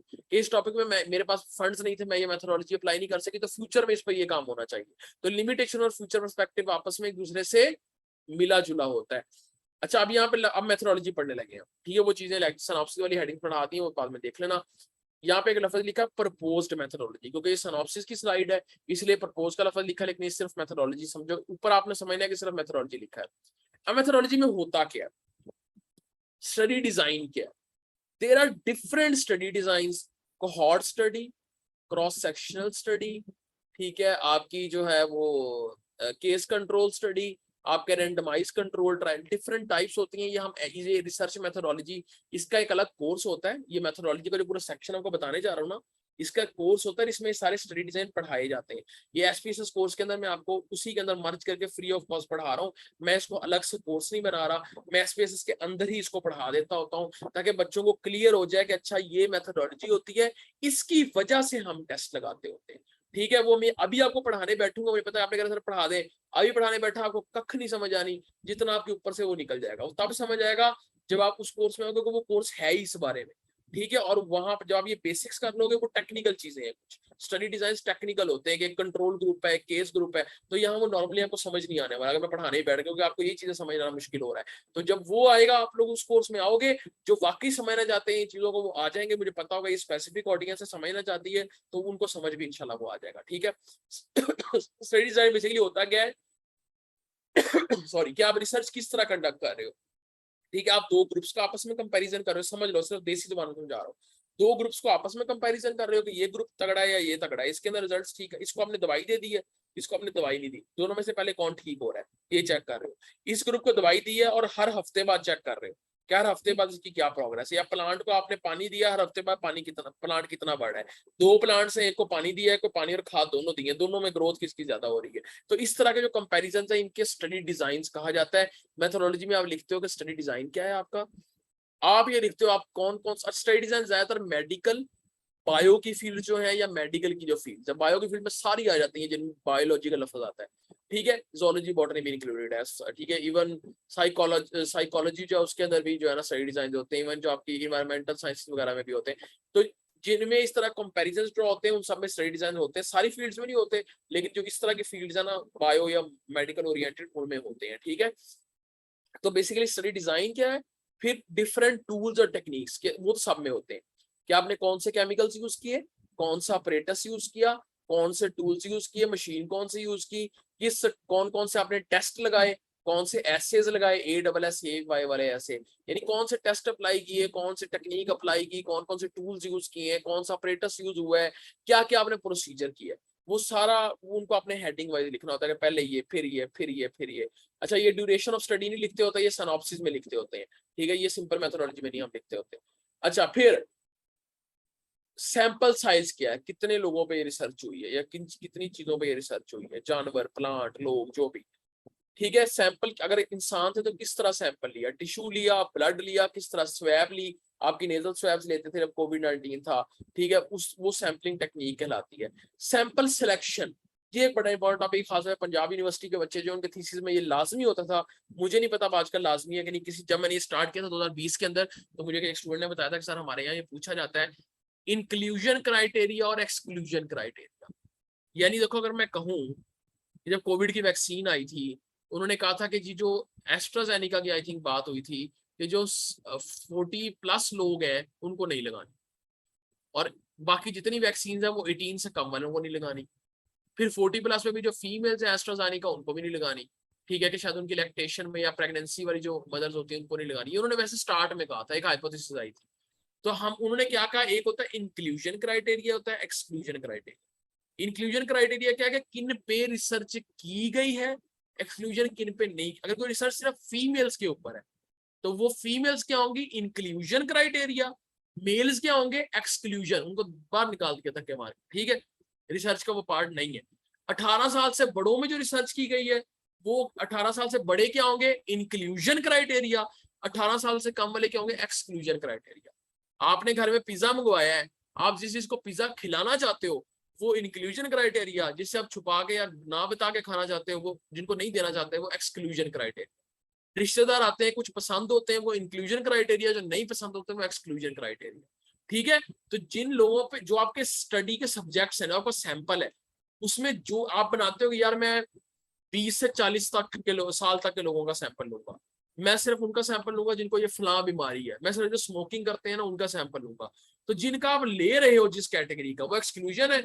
और उसके ऑपोजिट जो कैटेगरी होगी, अगर मैं स्मोकिंग का ले रहा हूँ तो उसके ऑपोजिट क्या होगा, नो स्मोकिंग। तो नो स्मोकिंग क्या हो जाएगी, एक्सक्लूजन हो जाएगा। मैं फीमेल का ले रहा हूँ तो उसका ऑपोजिट क्या होगा, मेल, तो उनका नहीं ले रहा। तो ये होता है इंक्लूजन क्राइटेरिया और एक्सक्लूजन क्राइटेरिया, ठीक है। बाकी मेथोडोलॉजी में होता है कि आपने सर्वे करवाया तो सर्वे किस तरह करवाया है, उसमें कौन से स्केल यूज किए हैं, अगर आपने वेरिएबल्स कौन से जो मैंने आपको दिखाए थे ना, जेंडर, एज, जो भी चीजें दिखाई थी, स्मोकिंग, इनको हम वेरिएबल्स कहते हैं। जब हम स्टैट की टर्म में वर्ड यूज करते हैं तो हम कैटेगरी नहीं कहते, हम इनको वेरिएबल का नाम देते हैं कि हर वो चीज जो चेंज हो रही है, एज आपकी चेंज हो रही है वक्त के साथ, ठीक है, जेंडर आपका आपस में चेंज है, कोई मेल है कोई फीमेल है, ठीक है, तो जो चीजें इंटरचेंजेबल होती हैं ये वैसे एक पॉपुलेशन में डिफरेंट होती हैं, उसको हम वेरिएबल कहते हैं, ठीक है। तो ये आप सारा लिखते हो कि हमारे ये वेरिएबल्स थे, ये आपको तब समझ आएगी जब एसपीएसएस का कोर्स करोगे, ठीक है। अगेन मैं बता रहा हूँ कि जो लोग अफोर्ड कर सकते हैं, 5,000 उसकी फीस रखी गई है, लेकिन आप लोगों के लिए मैं 4,000 कर रहा हूँ, ठीक है। जो इवन आप लोगों को अलाउ नहीं था 4,000 करना, लेकिन मैंने अगेन कह दिया उन लोगों को, क्योंकि आप लोग पेड स्टूडेंट्स में नहीं आते थे, उन्होंने कहा था जो पे करेंगे सिर्फ उनको हम 4,000 करेंगे, लेकिन मैं आपको कोड बताऊंगा, ठीक है। अगेन चुप करके वो कोड लगा देना, उनको नहीं पता लगेगा कि आपको मैंने बताया कोड, ठीक है। मैं आपको आखिरी लेक्चर में मुझे याद करवाना है, मुझे को मैसेज कर देना, मैं आपको कोड बता दूंगा, वो कोड या आपको शायद मैं ग्रुप में मैसेज कर दूंगा, ठीक है। कोड वो लगा देना तो आपके वो 1,000 रुपया माफ हो जाएगा स्पेस। मुझे पता है कई लोग कहेंगे सर हम इतना अफोर्ड नहीं कर सकते, देखो बेटा वो मेरे हाथ में नहीं है। अगेन मैंने तो वो कोर्स 1,000 रुपये में भी करवाया हुआ है, मैंने वो 1,500 में भी करवाया हुआ है। अब मसला ये वो 3 कोर्स मर्ज करके आ रहे हैं, उनके 8-9 हज़ार बन रहे थे, उन्होंने कहा सर इतने में मिनिमम 5,000 करवाना है, लेकिन मैं आपको बता दूंगा 4 हो जाएगा, ठीक है, डोंट वरी, ठीक है। मैंने इवन ये भी उनको कहा था कि कुछ लोगों के लिए ना ऐसा कर दो कि फीस 2,000 कर दो, वो पूरा कोर्स ना लें, वो सिर्फ बेसिक सीख लें स्पेसस की।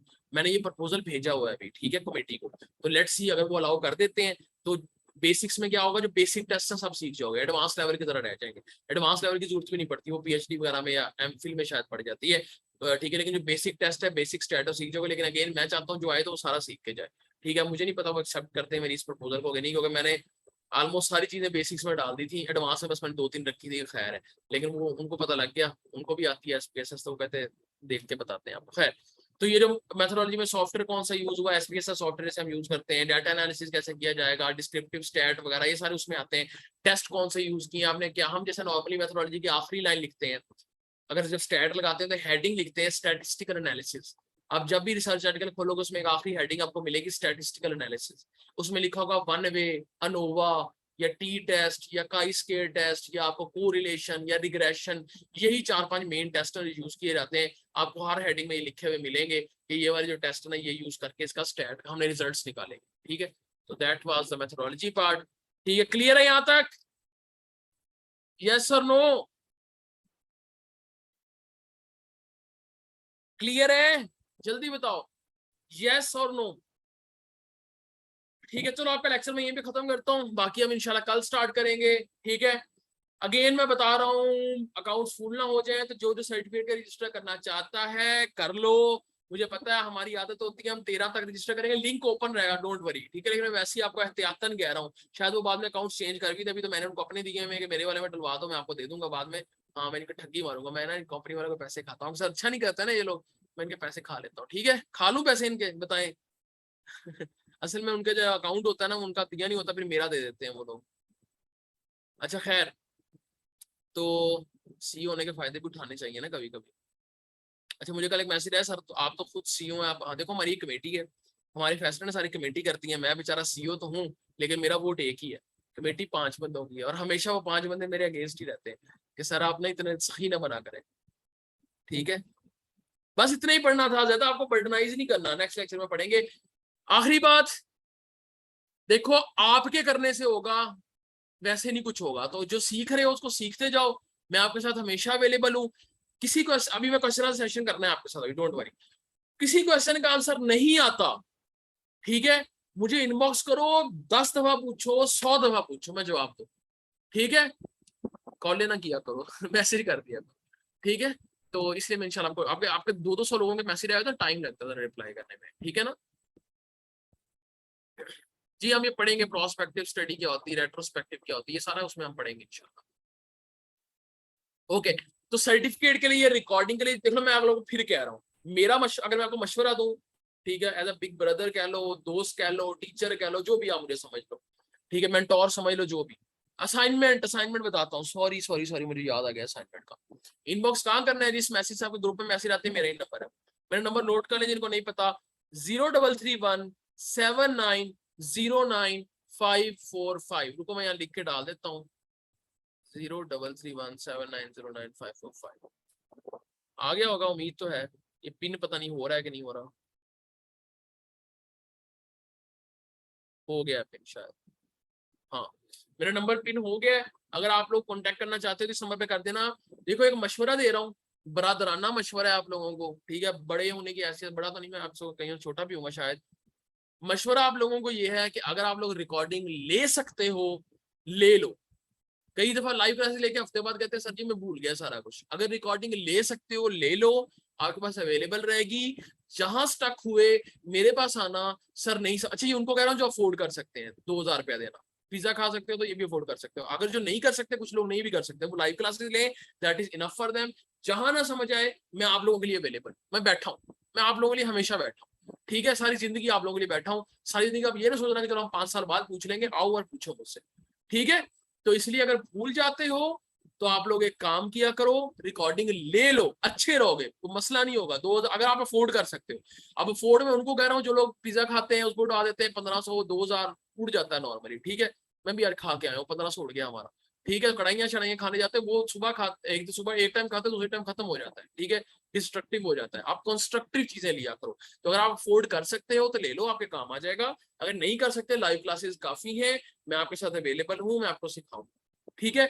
मैं प्लान कर रहा हूँ इंशाल्लाह, दुआ करना, नवंबर या दिसंबर मैक्सिमम ऑनवर्ड्स आपके मैं कुछ जो है ना रेगुलर बेसिस पे इसी यूट्यूब चैनल के ऊपर सेशंस डालना स्टार्ट करूंगा, आहिस्ता आहिस्ता डिफरेंट चीजों में, जिससे आप सीखते जाओ, ठीक है। खैर, अब आते हैं असाइनमेंट की तरफ। असाइनमेंट आप लोगों ने मुझे नहीं चेक करानी है, मैं 1000 लोगों की चेक भी नहीं कर सकूंगा, पॉसिबल नहीं है। असाइनमेंट आप लोगों ने खुद करनी है, ठीक है, खुद, और अपने आप को खुद असेस करना है क्या असाइनमेंट है। आपने गूगल स्कॉलर पे जाना है, अपनी फील्ड के कोई भी आर्टिकल खोल लो, कोई भी आर्टिकल, बेशक आज ना करो असाइनमेंट, हफ्ते बाद करने, जब सारा लेक्चर देख चुके हो। आर्टिकल खोले, आर्टिकल खोल के ना उनका टाइटल नहीं पढ़ना आपने, उनका एब्स्ट्रैक्ट कॉपी करना है, वर्ड की फाइल में पेस्ट कर देना है, ऊपर हेडिंग तो एब्स्ट्रैक्ट 1, वर्ड की फाइल में पेस्ट कर। एक और आर्टिकल खोला, एब्स्ट्रैक्ट निकाला, कॉपी करके वर्ड में पेस्ट कर दिया, 4 से 5 एब्स्ट्रैक्ट्स आपने निकाल के कॉपी पेस्ट कर देने, कर दिए, नेट बंद कर दो, सो जाओ, जाके खाना शाना खाओ, चिल करो, स्पेशल बंदों से बातें करनी है करो, ठीक है, सो जाओ, ठीक है। ये मैं बार बार इसलिए कहता हूँ, एक मैं क्लास पढ़ा रहा था, तो एक स्टूडेंट था, उसको पता नहीं लगा, मैं था कह दिया थी वैसे, उसको पता नहीं लगा कि उसका ना माइक ऑन हो गया। अब वो माइक पे बैठी हुई है, अपने स्पेशल बंदे से बात कर रही है, उस स्पेशल बंदे की भी लाउड स्पीकर पे आवाज आ रही है और उसकी भी आ रही है। उसको मैंने 2-3 दफा क्लास में कहा कि बेटा आपका फोन ऑन है, बंद कर लो, उसको समझ ना आए, उसको सुना ही ना, उधर लगी हुई थी। और लिटरली 15 मिनट तक हम उसको बोलते रहे और उसकी सबने बातें सुनी। फिर मैंने उसको एट द एंड, हम उसको म्यूट करते थे, वो अनम्यूट करते थे, हम म्यूट करते थे, वो अनम्यूट, फिर उसको एट द एंड मैंने क्लास से किक आउट किया, और फिर मैंने उसको मैसेज किया कि खुदा का वास्ता आगे इस बात का ख्याल रखना। तो इसलिए मुझे पता होता है कई लोग ये भी कर देते हैं। तो वो रैंडमली, जी बिल्कुल रैंडमली एब्स्ट्रैक्ट निकालें, एब्स्ट्रैक्ट निकालो, वर्ड की फाइल में पेस्ट करो, पेस्ट करने के बाद छोड़ दो, 2-3 दिन आपने उसको देखना नहीं है ताकि आपको टाइटल याद ना आ जाए। 3 दिन बाद आपने उन एब्स्ट्रैक्ट का 2 टाइटल्स बनाने, एक सेंटेंस केस वाला टाइटल और एक अप स्टाइल वाला। पहले सेंटेंस वाला बनाओ, फिर उसी से अप स्टाइल वाला बनाओ, ठीक है।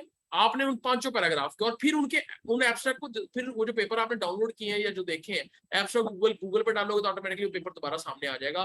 तो आप फिर जाके देखो उन पेपर के जो टाइटल थे उनमें और आपके टाइटल में क्या क्या फर्क है, क्या उसमें मेथोडोलॉजी लिखी है, आप में नहीं लिखी तो आपकी कमजोरी है कि आप नहीं लिख सके। तो देखो क्या उसमें मेथड, अगर नहीं लिखी उन्होंने, आपने चीज लिखी तो आपका टाइटल अच्छा है, ठीक है। तो अपने आप को इवैल्यूएट करना, यानी जो 4-5 चीजें आपको बताई, ठीक है, ओके। ये चीज हो गई। और हाँ, ये अपनी असेसमेंट आपने खुद करनी है। टाइटल क्वेश्चन की फॉर्म में लिख सकते हैं, नहीं, अवॉइड करें क्वेश्चन की फॉर्म में लिखना। ये कॉलम लगा के लिखे, ब्यूटीफाई होता है टाइटल, जो मैंने आपको सिखाया है, ठीक है। थीसिस का प्रोसीजर भी ये बिल्कुल सेम प्रोसीजर है। सर आपसे शुमाइला प्लीज क्लास 1 देख लें, वहां मैंने इसको डिफाइन किया हुआ है। एक ही चीज है, सनऑप्सिस यूनिवर्सिटी के लिए होता है, रिसर्च प्रपोजल फॉरेन स्कॉलरशिप्स वगैरह में हम करते हैं। सिस्टमैटिक रूप में मेरा लेक्चर पड़ा है एसपीएसएस और मेटा एनालिसिस के नाम से, वो देख लो, सिस्टमैटिक रिव्यू मैंने पढ़ाया हुआ है, मैं आगे भी पढ़ाऊंगा, हमने कल भी पढ़ना है सिस्टमैटिक रिव्यू। स्लाइड मिल सकती है, नहीं सॉरी बेटा स्लाइड नहीं मैं दे सकता, कॉपीराइट है, ठीक है। स्ट्रक्चर इक्वेशन मॉडलिंग मुझे नहीं आती, आई एम रियली सॉरी, ठीक है बेटा। अभी मैं क्वेश्चन आंसर सेशन ले रहा हूँ ना, तो आप तब तक रिकॉर्डिंग पीछे बैक करके देख लो जहां से आपका मिस हो गया। जैसे ही मैं यहाँ से बंद करूंगा ना, मेरे हाथ में नहीं, जैसे ही लेक्चर बंद होगा, आपका कोऑर्डिनेटर बैठा है मेरे साथ जूम पे, जो मेरी शिकायतें भी लगा रहा है, मुझे ग्रुप में मैसेज आ रहे हैं कि सर आप कमेटी वालों के बारे में ये बातें कर रहे हैं। जैसे ही होगा ना इधर से बंद, पीछे से लेक्चर हो जाए ना डिलीट, मेरे हाथ में नहीं है, इसलिए मैं कह रहा हूँ ले सकते हो तो रिकॉर्डिंग ले लें, ले लें, ले लें, खुदा के लिए ले लें, ठीक है। अगर ले सकते हो तो, अगर नहीं ले सकते तो इट्स ओके, लाइव क्लास बहुत है, बहुत है, बहुत है, ठीक है।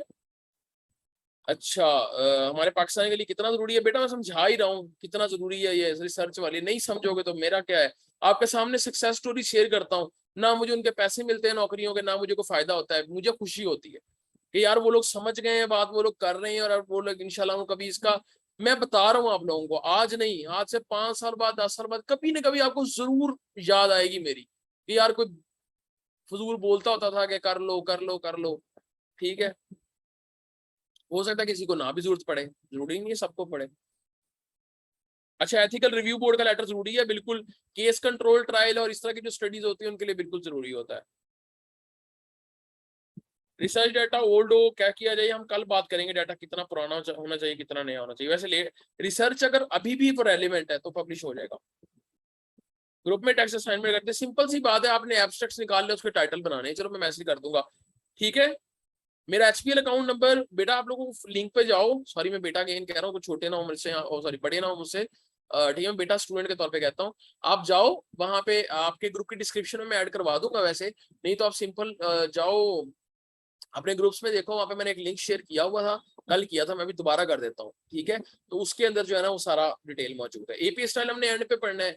देखो अभी हमने क्या क्या पढ़ना है, लिटरेचर रिव्यू पढ़ना है, अभी हमने ये डिस्कशन वगैरह रह गई वो पढ़नी है, कुछ टिप्स एंड ट्रिक्स आपको बतानी है वो पढ़नी है, उसके बाद हमने जर्नल्स की डिटेल पढ़नी है, उसके बाद सर्चिंग टेक्निक्स पढ़नी है, उसके बाद गूगलिंग जिसे कहते हैं इफेक्टिव गूगलिंग, फिर हमने रेफरेंसेस पढ़ने हैं, सो ये साइटेशन स्टाइल्स। तो अभी बहुत टाइम पड़ा है बेटा, थोड़ा सा वेट कर लो। मेथोडोलॉजी में बस टेक्निक एंड मेथड इंपॉर्टेंट है ज्यादा, हाँ यही चीजें बताई जाती हैं, कुछ एक्स्ट्रा चीजें नहीं होती, ठीक है।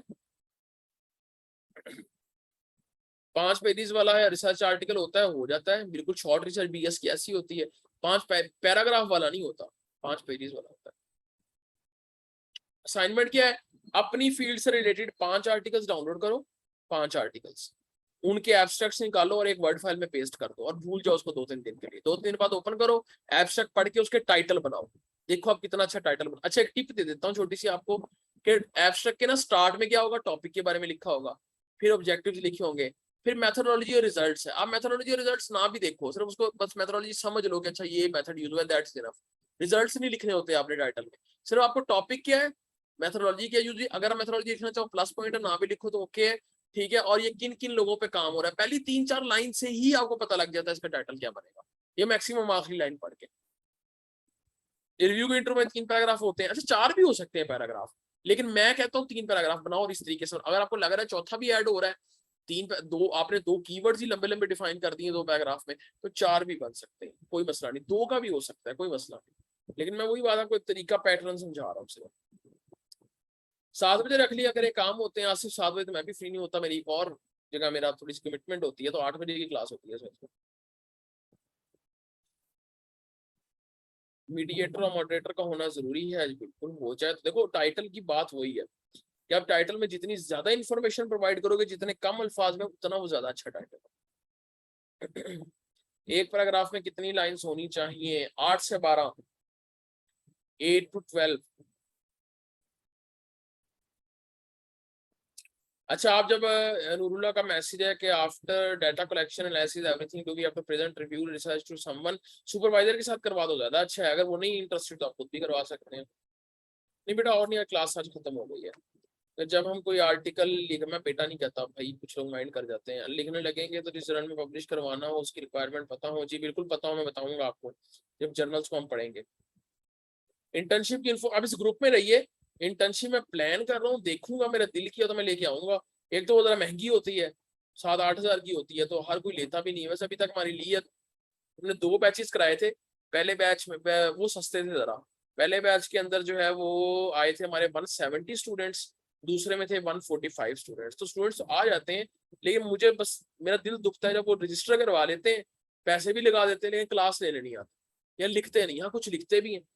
अभी फर्स्ट इंटर्नशिप के 20-21 बच्चों ने आर्टिकल्स लिखे हैं, एक का पब्लिश भी हो गया है, बाकी लिख रहे हैं अभी साथ साथ, उनका फॉर्मेटिंग चल रही है, आखिरी स्टेज पे है। जो नई इंटर्नशिप है उसमें काफी सारे लोगों के कंप्लीट हो गए हैं। तो इंशाल्लाह दिसंबर में मैंने इस पे लगना है, इस काम पे। अभी तो सक्सेस स्टोरीज का स्टार्ट है, इंशाल्लाह आप देखोगे लाइन लगेगी। और आप भी अगर उसका पार्ट बनना चाहो तो yes you are more than welcome. Internship देख लेंगे करवानी है कि नहीं। मिनिमम हमें 100 का टारगेट होता है कि 100 स्टूडेंट्स होने चाहिए इंटर्नशिप में, लेकिन उसकी फीस को ज्यादा होती है तो फिर यार कोई फोन नहीं कर सकता। मुझे अच्छा नहीं लगता असल में कि मतलब फिर कई लोग रह जाते हैं ना। तो मैं तो इवन कई दफा, कुछ लोगों को मसला ही होता है, कुछ लोग कहते हैं सर हम बाद में दे देंगे इंस्टॉलमेंट में, आप रहने, तो मैं इंस्टॉलमेंट कर देता हूँ, फिर उनसे वो नहीं कई दफा पे होती। अब उनका भी कसूर नहीं, इन्फ्लेशन इतनी ज्यादा है। कई दफा कुछ कहते हैं सर हम 1 महीने बाद दे देंगे, मैं उनको ज्वाइन करवा लेता हूँ, फिर वो मसला ये मुझे अपनी जेब से देने पड़ते हैं। ठीक है, क्योंकि मैं उनको पैसे तो लिख देता हूँ इतने आए हैं, झूठ बोल के। मैं कहता हूँ चलो मुझे बाद में दे देंगे, खैर है। वो होता ही है कि वो बात कभी आती नहीं होती। तो इस तरह के इशूज आए थे। हालांकि बच्चों का कसूर नहीं है, वो भी यार तो अपनी तरफ से कमिटमेंट करके जाते हैं, लेकिन वो हालात ऐसे आ गए पाकिस्तान के। बेटा मैंने भी खाना नहीं खाया, वो मैंने दोपहर का खाना खाया। आपकी क्लास की वजह से मैं भी खाना नहीं खाता। खाना आप क्लास के बाद मुझे तक में आधा घंटा अपने आप को रेस्ट देना पड़ेगा। मेरा को मेंटली मैं थोड़ा सा आऊंगा, उसके बाद मैं ऑर्डर करूंगा खाना। अब मेरा तब से आपको शायद फील नहीं हुआ, मेरी तरफ से हेडेक हो रहा है जब से मैं अपनी क्लास पढ़ा रहा हूँ।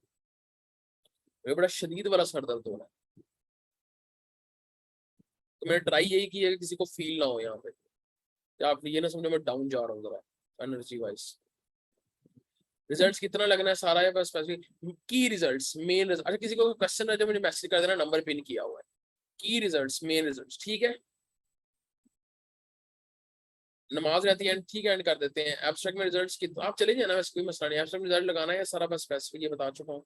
लास्ट लेक्चर में करने रिव्यू आर्टिकल, रिव्यू कल हमने पढ़ना है। रिव्यू हमने कल पढ़ना है इंशाल्लाह, डिटेल में पढ़ना है। सी मेकिंग में भी लेक्चर देना है, मैंने दिया हुआ है शायद, यूट्यूब पे पढ़ा है, नहीं पढ़ा तो यूरोपास सीवी पे चले जाओ, ये वेबसाइट है।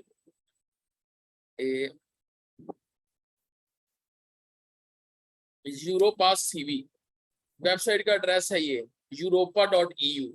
इस पे चले जाओ या ये नीचे क्रिएट किया, बल्कि इस पे चले जाओ, दोनों में से किसी पे भी चले जाओ। ठीक है, यहाँ पे जाकर अपनी सीवी बना लो, बहुत अच्छी वेबसाइट, मैंने भी यहीं से बताई। क्या कह रहे हैं आप सर, लास्ट बार चाहते हैं वीडियो डिलीट ना करें? बेटा मैं नहीं दे सकता, कल के लेक्चर में मेरी इतनी बहस हुई है, उन्होंने क्या कल का लेक्चर भी नहीं रखना था, तो आज का मैं कुछ नहीं कर सकता। सो लिटरेचर की एग्जांपल्स भी ना दिया करें पॉसिबल। देखो मैं एग्जांपल बिरयानी की इसलिए देता हूँ कि सबको समझ आ जाए। मसला बताऊँ क्या है, मोमिना आपकी बात ठीक है, लेकिन आप जब कम स्टूडेंट्स होते हैं ना, 100 जूम पे 100 हो 50 हो, फिर मुझे आइडिया होता है ना कि मैं दे। अब मसला ये कि स्टूडेंट 1000 से ऊपर है, अभी भी 700 बैठा है, तो मुझे नहीं पता होता कि किस किस फील्ड से हैं। तो मैं इसलिए देसी एग्जाम्पल देता हूँ कि आप एग्जाम्पल समझा करो मेरी, उसको अपनी उसमें फिट कर लिया करो। गैप नहीं समझ आया, उमायमा देखो, आपका नाम बहुत अच्छा है माशाल्लाह से। उमायमा देखो, मेरी कजन, उनका नाम है मेरी एल्डर सिस्टर है एक तरह से, तो उमामा नाम है, खैर आपका उमायमा है। तो बेसिकली बात ये है कि कुछ डिफरेंट। पहले आप देखो ना, आप आर्टिकल आप रिसर्च करते हो, वो कहेंगे आपकी रिसर्च में क्या डिफरेंट है, ये तो पूरी दुनिया में रिसर्च हो रही है। तो फायदा आपके घर में हर कोई बिरयानी बनाना जानता है, आप भी बिरयानी बनाओगी तो घर वाले कहेंगे क्या डिफरेंट कर लिया, लेकिन आप पुलाव बनाओगी तो कहेंगे भाई इसको पुलाव बनाना आता है। आपके घर में रोज दाल चावल बनते हो, ठीक है, आप उनको लाके जो है ना वो दाल चावल की जगह उस दिन हलवा पूरी खिला दो, सारे कहेंगे वाह मजा, कजन्स को सारे कजन कहेंगे वाह वाह वाह माइमा ने तो हलवा पूरी खिला दी। डिफरेंट कर रहे हो ना आप कुछ, तो आपके टॉपिक पे आप ऐसा क्या डिफरेंट कर रहे हो जो पहले नहीं हुआ, उस डिफरेंस को फाइंड करना, उस गैप को फाइंड करना। कैसे? एक तो टॉपिक का गैप निकलता है कि इंडियन डिजीज पे इस चीज का काम हुआ है, इस पे नहीं हुआ, या इस डिजीज पे इस तरह से काम हुआ है, इस तरह से नहीं, वो कैसे पता लगेगा? जितना आप आर्टिकल्स को पढ़ोगे अपनी अच्छा उसका एक और तरीका है, अपनी जो टॉपिक है ना आपका, उसके रिव्यू आर्टिकल्स पढ़ो जो और लोगों ने रिव्यू लिखे हुए, तो आपका आइडिया होगा अच्छा इस तरह से काम हो चुका है। आप 100 रिसर्च आर्टिकल पढ़ने के बजाय एक रिव्यू पढ़ लो, उसने उस रिव्यू में ऑटोमेटिकली 100 रिसर्च आर्टिकल को सम अप किया होगा, तो आपको आइडिया हो जाए। मैं इंटर्नशिप जब करवाता हूँ मैं बच्चों को पहली असाइनमेंट ये देता हूँ टॉपिक सिलेक्शन के टाइम पे, जाकर रिव्यू आर्टिकल्स पढ़ो, मुझे बताओ इसमें क्या क्या आया हुआ, ठीक है। तो इंशाल्लाह अगर आप इंटर्नशिप में आते हो ना, सब जो आया अगर हुई इंटर्नशिप तो ऐसा ट्रेन होते हो आप लोग उसमें के, उसमें लिटरली हाथ से पकड़ के करवाने वाला काम करवाता है। ठीक है, 50 बच्चों की करेंगे सिर्फ। अच्छा खैर, लेंथ के बारे में दोबारा बता दें, 3 पैराग्राफ, 8 से 12 लाइंस का एक पैराग्राफ, 1.5 पेज बनता है टोटल, ठीक है, 500 वर्ड्स कह लो। साइंटिफिक राइटिंग बीएस फाइनल के स्टूडेंट लिख सकते हैं, BS, MS, PhD, post doc, teachers, professor, doctor सब लिख सकते हैं, ठीक है। रिसर्च जो है वो कंडक्ट ही आखिरी सेमेस्टर में होती है ना, इसलिए तब लिखते हैं, रिव्यू तो आप कभी भी लिख सकते हो।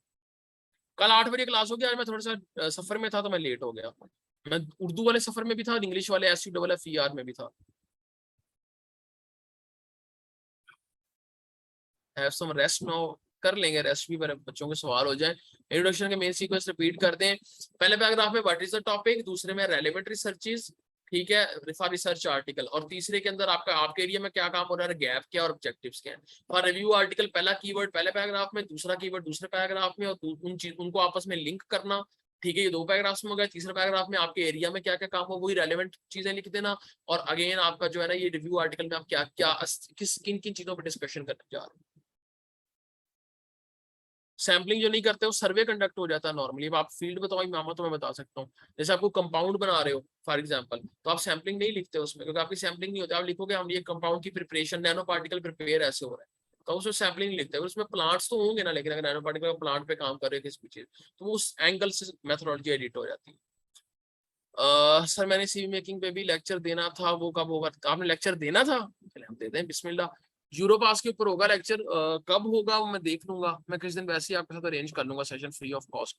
अच्छा आप लोग ना ये ग्रुप्स लीव ना करना, इन ग्रुप्स में आपके लिए वेबिनार्स और बहुत कुछ आने वाले दिनों में आएगा, सो लीव ना करना, ठीक है, आपका ही फायदा है।